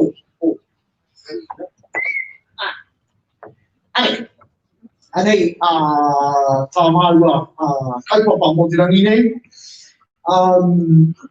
Ana, ke kōrero hau kowai a Arataua, Nō reira, ko Arataua, te pikitia, kei tērā taha, koe nā tō mātou tai, ke reira mātou I tēnei wā nei. Ana, nei tamariki e noho nei koe nei o mātou CEOs, o mātou Board of Trustees, and ko māo ko kamirani nā tono. Koe no, ko te kupunei a Arataua, I ahu mai I te street sign rā, kei Ohine Mutu. He wāhi, me he mea kāne no, pe kia tai ki Rotorua, ana ko te whare tetahi o ngā marae matua o te aroa, ko te papai o, ko tamati kapu o te whare. E noho ana tērā ki Ohine Mutu. Tēnā kāinga o Ohine Mutu, te kāinga I pakeke nei, a kahurangi, I te wā I hoki mai māua ki Rotorua noho ai, I noho māua ki Ohine Mutu, ana ko tōma te papakāinga o ngā morihana, ko Arataua. Ana I tikina ko tērā hei nimoa mō mātou, mō māua kamupene, hei whakawhenua I a māua, hei whakamahara I a māua ana hoki, mō ai te kaupapa, ko ai te kaupapa, I ahu mai māua I hia, e ana pe he ana ana hoki. Nō reira, kia mahara nei, māua, ka mutu, ko te kupu o Arataua a rua kū tērā, ko te aha tēnei o te toa. E hara māua I te ware, e toa. Whika maui. E ngata ana kia pērā hoi no, kia māmai. Nā reira, hei tuāpapa pia o māua kōrero. O māua huarahi I roto I te ao pāpāho. Herereke. Ahau I haere ki te whare wānanga o Waikato, nā reira mihi ana ki a taha māwari mā, ko tai mai ki te kaupapa I te kaupapa. Actually, tuatahi, I haere ahau ki te whare wānanga o Wikitoria. Ka pōhehe ahau, ka pai mihi mā ka pai ahau I te ara o te roia. Tino flash tia tērā, hei huarahi māku. Tapi tau tuatahi, poromi ahau. Seas ki te crease, bueno, engari kāri tino rata pia ki a hau tērā ara, But te pata hoki mai taku mama ki au, ne, tika na tērā hura I mai, ko hehe nei, ka pai koe tetahi ara auaha, ne, tetahi ara te ao, te puoronga ha tura nei. Ai, I hinga hau, roto I ka putau tuatahi te pariwa, te pariwana, koe anō he akoranga nui I roto I tērā nei. Te kaumāiwa taku pakeke ka mate taku mama, ka hoki pēnei mai a hau ki roto rua ki te waiariki, ki te tia ki taku pāpa I taku whānau, ka whakaro ake au kaha te huarahi māku. E rua ngā huarahi ka mua I a hau. Te noho ki te kāinga, te tangi, o ake whanu atu, te whai te huarahi e tihia nei, taku mama, a hau me taku whānau. Nā reira, ka whanoni a hau, ka whai au te ara te ao pāpāhui, te mea pai ki au, te kite I ngā tāngata I runga I te pau ka whakata. Ka haere au ki te wharewana o Waikato, ki te whai te tohu communications, marketing me te media studies. Nā reira, te whai hau I tērā hara. Ka timata hau, ka mutu te wharewana, ka haere au ki TVNZ. Taku wiki tuatahi, oi, I tūtaki au ki a Shay, ka mutu ana te wharewana. Taku wiki tuatahi I TVNZ ka hapua hau. Timata taku huarahi roto te, taku Ria, ka hapua hau. Rua te kaumātahi ka taku pakeke, oi anō. Nā tā māua tamahine te a māua I tino piri ai, I tino pono a māua tukenga me te ara I mua I a mātou. I mōhio māua ko ngā kaupapa matua ko te whānau, te mea he whānau tō māua I ngāne ko te reo Māori ana hoki. Nā reire, timata tērā hononga I wana nui I a māua, I tō māua huarahi. Ana here ke te huarahi a Shay. Here ke noa atu. Hau I te haipua I pēnei e nei. Pāsa hau I te school si Māori, e koina moiho. Moiho taku hihia I awa wā, ke tuhi runga I ngā pātu, ke mahi momo, mahi kamahaka, me te mahi hepapa no koina noa no hihia, me te mahi Māori. Ka haere au ki te whare wānanga I te mea, ko taku whānau he kaiako o te whāroa, māma tērā, māma te kuhu, ki te mahi kaiako, ka haere au ki te kura, nā I etahi, I reira ki etahi tamariki nohi tino haututu, and ka mea ui hi, te manaki e rā tamariki haututu, and if you haere nā o, ka rau I mai I te rā mai. So I weha, e ka haere au ki te kohanga reo o tō mātou whānau, mahi ai mo te tahi wā, and then taitoki rau, and I taua wāra, I tino, I te rapu mahi a hau, and I kene e tēne, hore kauku qualifications, ne? Oe anō, I kite a hau, I te koengo nui, te ao, toku au I taua wā, ko te Māori hi eira, kaore e Pākehā, kaore e Iniha mai te taitoki reo I Kaikoe, e Māori. I aha ko tērā, I te koengo tonu rātou ki ngā pūkenga I au, ara ko toku Māori tama. Nō reire I whakamahia au te maurākau, kōrero Māori, and ko hau noi ho te mea I mōhio ki te kōrero ki ngā kaumātua, mōhio ki a hua rewe ki tērā. Tērā pai ko taku taha Pākehā I āwhini a hau ki te kōrero ki a rātou, I taku taha whakahihi pēr tērā. E rangi, ai, and koera, te taha I whainea. Ana, e pēnā taku CP e riti ki a tēn, I te katamau ko karirangi, I te mea hau I te wai mahi a hau taku mahi tuatai, ka reo I hoko beamer, I hoko skyline a hau. And taku CP e piki te toko ke mata. And I whakaro au hea te tahi tūranga, hea te tahi mahi, tai au te whakamahi I oku pukenga, te kōrero me tōku mata, I te mea whakaro au ko tōku mata te tano oku tino pukenga. Ana I haere au ki a mātai, ki te whai I ngā pukenga ngā mahi pawa ka whakata.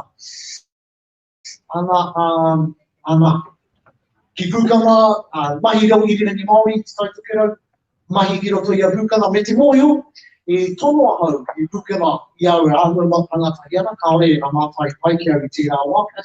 Ka ri whakai, ka riro taku tūranga i taku tino o prata a te are tāwea. I tono hoki a hau ki a my time. O kaui, tono rātou ki au, ke tū. And ka rea wi wikitoria i tērā tūranga.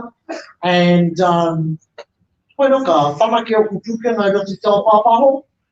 I roti te ao irirangi Māori. Nā wai, ka whai tūranga ki runga i a pukanga. Ka whanake anō ngā pukanga. O te āhua ki te kōrero, mo te āhua ki te whakahaere pōtaka.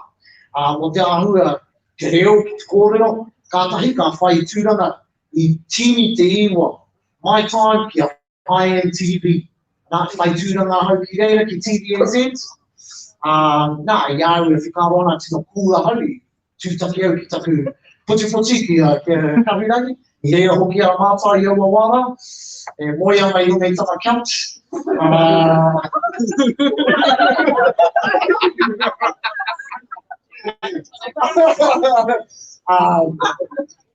Ngā pāti o te whare wāna no Waikato he te o mai. He tō mai ngā tāngata no ngā tō te o. Ana, koira.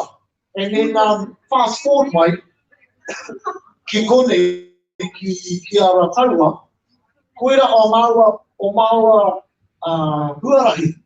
Nā, ko te tiro akoranga kei roto i tēnei rangatahi mā. E ara i te mea me mōhi o koe.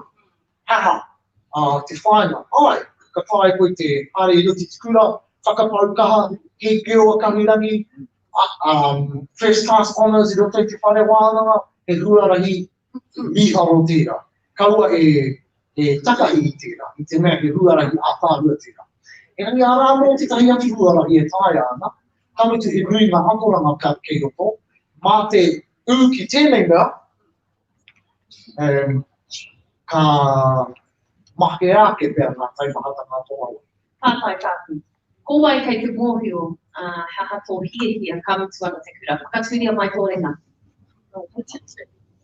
Ko wai. So, te nui ngā o koutou, kāre pei te tino mōhio i tēnei wā, haha tō hiehia. Haha te huarahi kei mui a koutou. Me ka kua hi atu kia koutou, kei te pai tērā. Kei te pai. Ke huarahi, kei ka pēnei tō huarahi. Engari ko te kimi i tō kai ngākau, me te pai i tērā. I te mea, o tō kai ngākau ka arahi i a koe. Ngā wā taumaha, kei roto nei. He manu i tērā. Nā reira, kia koke whakamua. Ko te, anei he tahi o ngā hua, me o te kai ngākau. Nena ka pāpako. Anei, e tahi o ngā mahi a ara taumaha.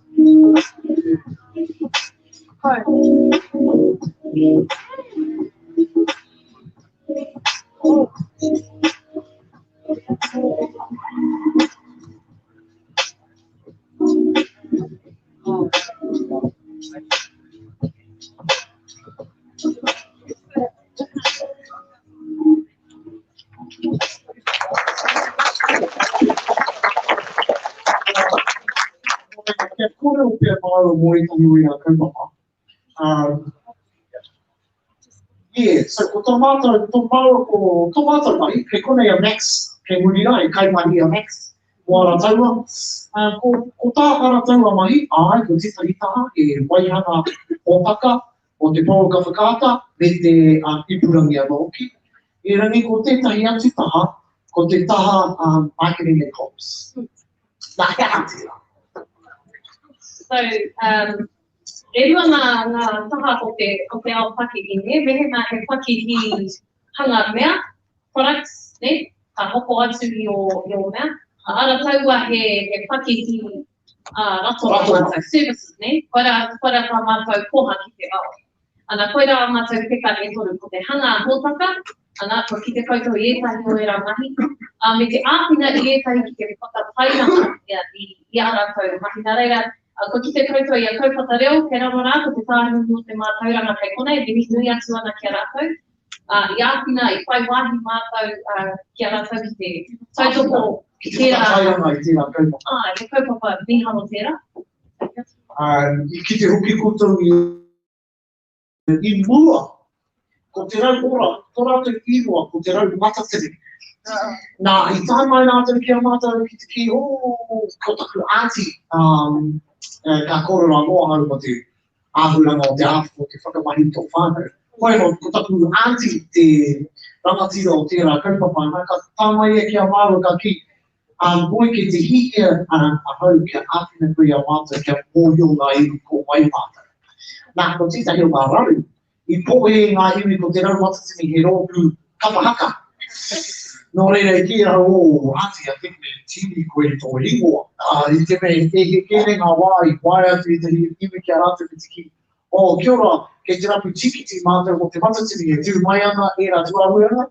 Nō reira, āwhina mātou ki te panoni tō rātou logo, panoni te ingoa, te whakatapo tō e tahi ture, e pai au tā rātou whakatairanga i a rātou ango, ke māmā ke ai, e te mōhia angai i kōwai rātou ke a rātou mai. Nei hōtaka ko ki tēnei koutou, o ngā kaupapa katoa ka mahi nei māua ko Shea, ko te mea nui ki a māua, ka pēhea tā tātou whakatairanga i te reo Māori, i te ao Māori, i roto i a mātou mahi katoa, aha ko pēhea. Koira te tino o a mātou mahi. Ia ki te kōrero, we're in the game of making Māori content. Content, he kupu, he buzzword tērā i tēnei wānei, engari koira a māua mahi mātou.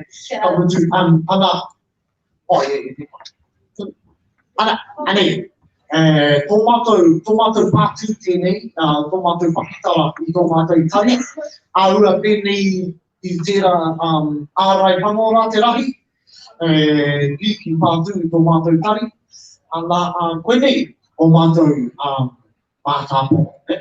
Ka tau mai he pākea ki roto tō mātou tari, kei te hiri au kia mōhio. Kei hoa, kei roto koe i te wāhi paura. I te mea ko roa rātou tō tātou au katoa he pākea, kei roto tātou, kei roto tātou i te au pākea, kei te hiri au kia mōhio rātou, kei roto koe i te au pākea. A tūne ke mai rātou, ka kuku mai rātou ki te tari. Oh my God, that's a huge ball.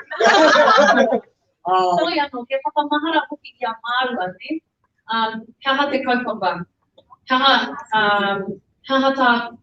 mehema ta tai mai he kaupapa ki a mārua, ka pēhea tā tātou whakaui ngā tikanga Māori, te reo Māori ki roto i tēnei. Ana, ko te YouTube tērā anō ki, kaore mārua i hihia ki te waihenga waihanga hōtaka, i puta i a hatareta, te hākura me taku sister, tētahi kiriata, pai ki te ao, hihia tonu a hatareta mā ki te waihanga hōtaka, i a mātou me tahi gauri ki te pēra, ko te YouTube tērā. Nō reira, koina moeho te mea e ārahi ana i a mātou. Ko te ki te kaupapa. Kia mohi mai ko te tamari ki mā, kei noho koe ka moho koe ka pō he kaore he mama o te reo Māori. Titiro. A mātou tari katoa nā te Māori, nā te reo Māori i utu. A mātou kākahu katoa nā te reo Māori i hoko. Tō mātou waka, kaore a mō te tahi tangata i Tarawai, mua i a Māua, nā te reo Māori i hoko. Nō reira, he mana tō te reo Māori, he mana tō ki tō taha Māori a roki. Kaua rā e tuku i tērā mana ki rau. He mea nui tērā. Ka mutu ko te mea pai o te whakahaere i tō ake pakihi. E mea he tinoranga tirakanga kei roto i tērā ne. Kāre koe i te mahi mo tangata ke atu. Kāre tētahi i te whakahaere i a koe. Kei te whakau i o ake mā tāpono ki roto i o mahi. Nā reira me he mea he koengo nui kei roto i a koe ki te whakahaere i tō ake ao. Ki te whai i tō ake tinoranga tirakanga ko te ao pakihi tētahi ao Māori. Ai he ua, he nui ngā paumahatanga kei roto engari, kia hoki te kōrero me he mea kei roto i tō ngākau, Kei te whaikui tō kaingaka, kei te uki o mātāpono ki tō reo ahatura nei ka māma te tuara. Nō reira, hei whakakapi, anei tahi pāta, tahi kōrero pia. I ata whakairo hia e māo ko kahirangi. Ko te mea tuatahi, hea tō kaingaka. Ne? Tātou katoa, mena ko te kapahaka tira, whaia. He tira apea. Kei rere etahi e mea na kaore ki orona, kei roto i tira, nera mi. Tērā kōhi e tērā. Hao, he kuiti orona, kei roto whaia. Ne? Kimi hia, te huarahi e ora ai koe, i roto i tira kaingaka. Kaua e maumau i tō pango. E te mohio koutou ki te tikanga o tērā kōrero, o tērā hikima. Katauki, maumau i tō pango. Mea na kau e mangiri, ne? Ko te ki. Hea te whakati, hea te maumau i tō pango. Pene tene, ne? Ka tū te haramai taku i rāma tuki konei, ka kōrero māla, ka tīpati e ki te kōrero Pākehā kia, ka mea te hea o, maumau tō pango. Maumau tō mōhitanga ka kōrero Pākehā mai koe kia. Ne? Anei, a heo e ki nei, kaua e maumau i ngā taonga kei a koe. Tua toru, whakamahia. Tō whānau, o hoa, tō iwi, tō hapurene. Me whai āwhina koe, ahakoa te aha. I roto i te awhaki, kia mohio mai koutou i tai tōmuri mai māua, te mei māwewi tā māua whepi ngā pō. Anai te wanga hau, e noho pēr hau ki te kāna, engari, nā taku whānau ki kā, haere kōrua, mā mātou a whepi e tiaki, nā reira, he mea nui tērā, i roto i tēnei ao, ne? Kei reira tō whānau o hoa tō iwi tō hapuri ki te hāpai a koe. Kaua e haere sakitahi atu i roto i tēnei ao. Me kai āwhina. I te mea he āwhina nui tira. I te mea, ko te Pākehā, kai aia he āwhina nui, ara ko te mōhio me wehe te whakahaere kamupiri. Me wehe te raweke moni. Tira mōhio, he mōhio ranga heke iho tira. Ka tuku tira mai te kaumātua ki te maiti, anei he moni hei āwhina i tō paki. Hea te mea kei a tātou, ko tō tātou Māoritanga, ko tō tātou whanaungatanga, whakamahia tira, hei taonga tiaki a tātou, hei tū āmama mō tātou hārea kere. Nā reira, kei te ki te au i a mātai whakapai ana, me te tika hoki kua mua māua i kororo ana, me te ki te tino hānea ni a tātou, engari ko te te kai pēr, nā reira e mihi nui atu ana ki a koutou, rangatahi mā, tamariki mā, whānau, mātua kei waina nui a tātou, i whakarongo mai ki a mā. E me tino mihi ana ki a li, ki te whānau katoa, i whakatūri tēnei kaupapa, ko te tautua rua tēnei neighbour. O tēnei hui o tātou, kaupapa nui whakaharahara, mō reira tēnā koutou, tēnā tātou. Paku kōrero whakamutu ngā roha mai ki a rima, tēnā koutou i whakau kia noho ko te reo Māori, ki tēnei kaupapa o tātou. Nā reira, tēnā koutou, tēnā tātou katoa.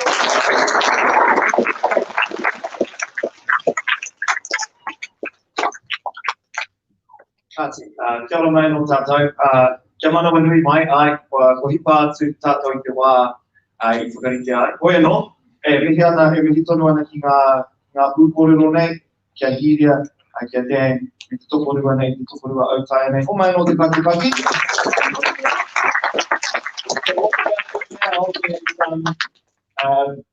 We're just going to ask the tamariki rangatahi. Rangatahi, if you could just hang around for a bit, there's a little bit of a lunch break for the next probably, I would say, 20 or so minutes then.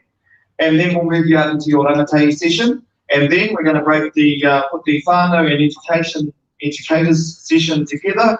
That's going to be happening towards the back there. And then at 3 o'clock at the whānau, we're going to be drawing the laptop winner. Ka pai. So that competition, by the way, closes at 1:30. You've got about 20 minutes there. Ka pai? So haere ki te kai, haere ki te kori, and we'll see that soon. This is how we'll be announcing. Ka pai?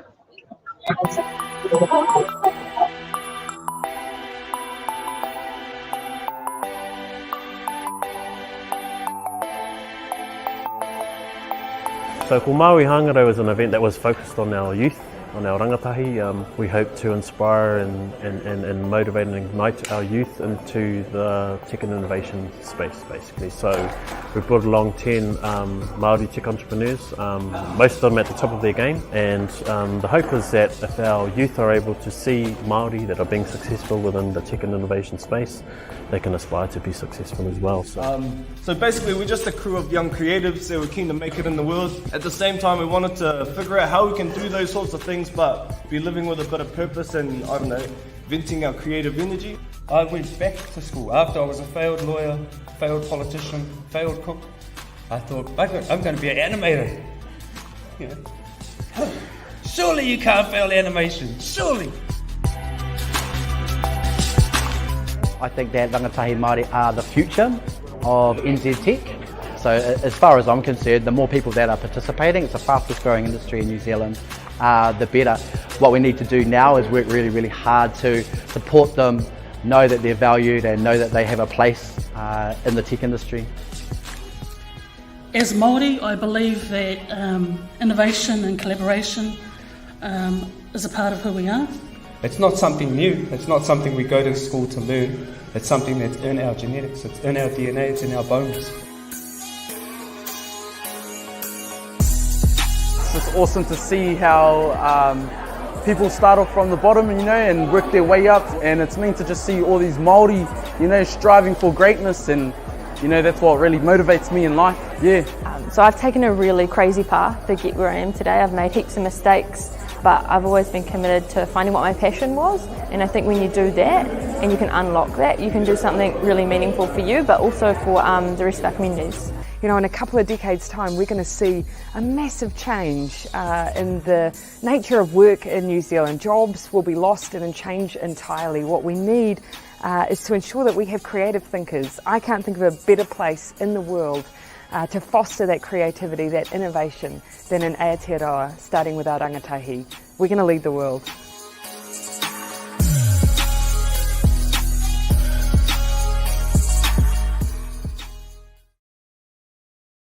The phrase rebranding was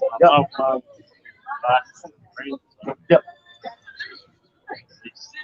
Yeah, well, funny you should say it, right? We're doing like a full rebrand at the moment, right? That's why we're hoping to get all our stuff done in 4 weeks. I've had a bit of a battle with my partner. You know what I used to advertising agencies phone. I'm like,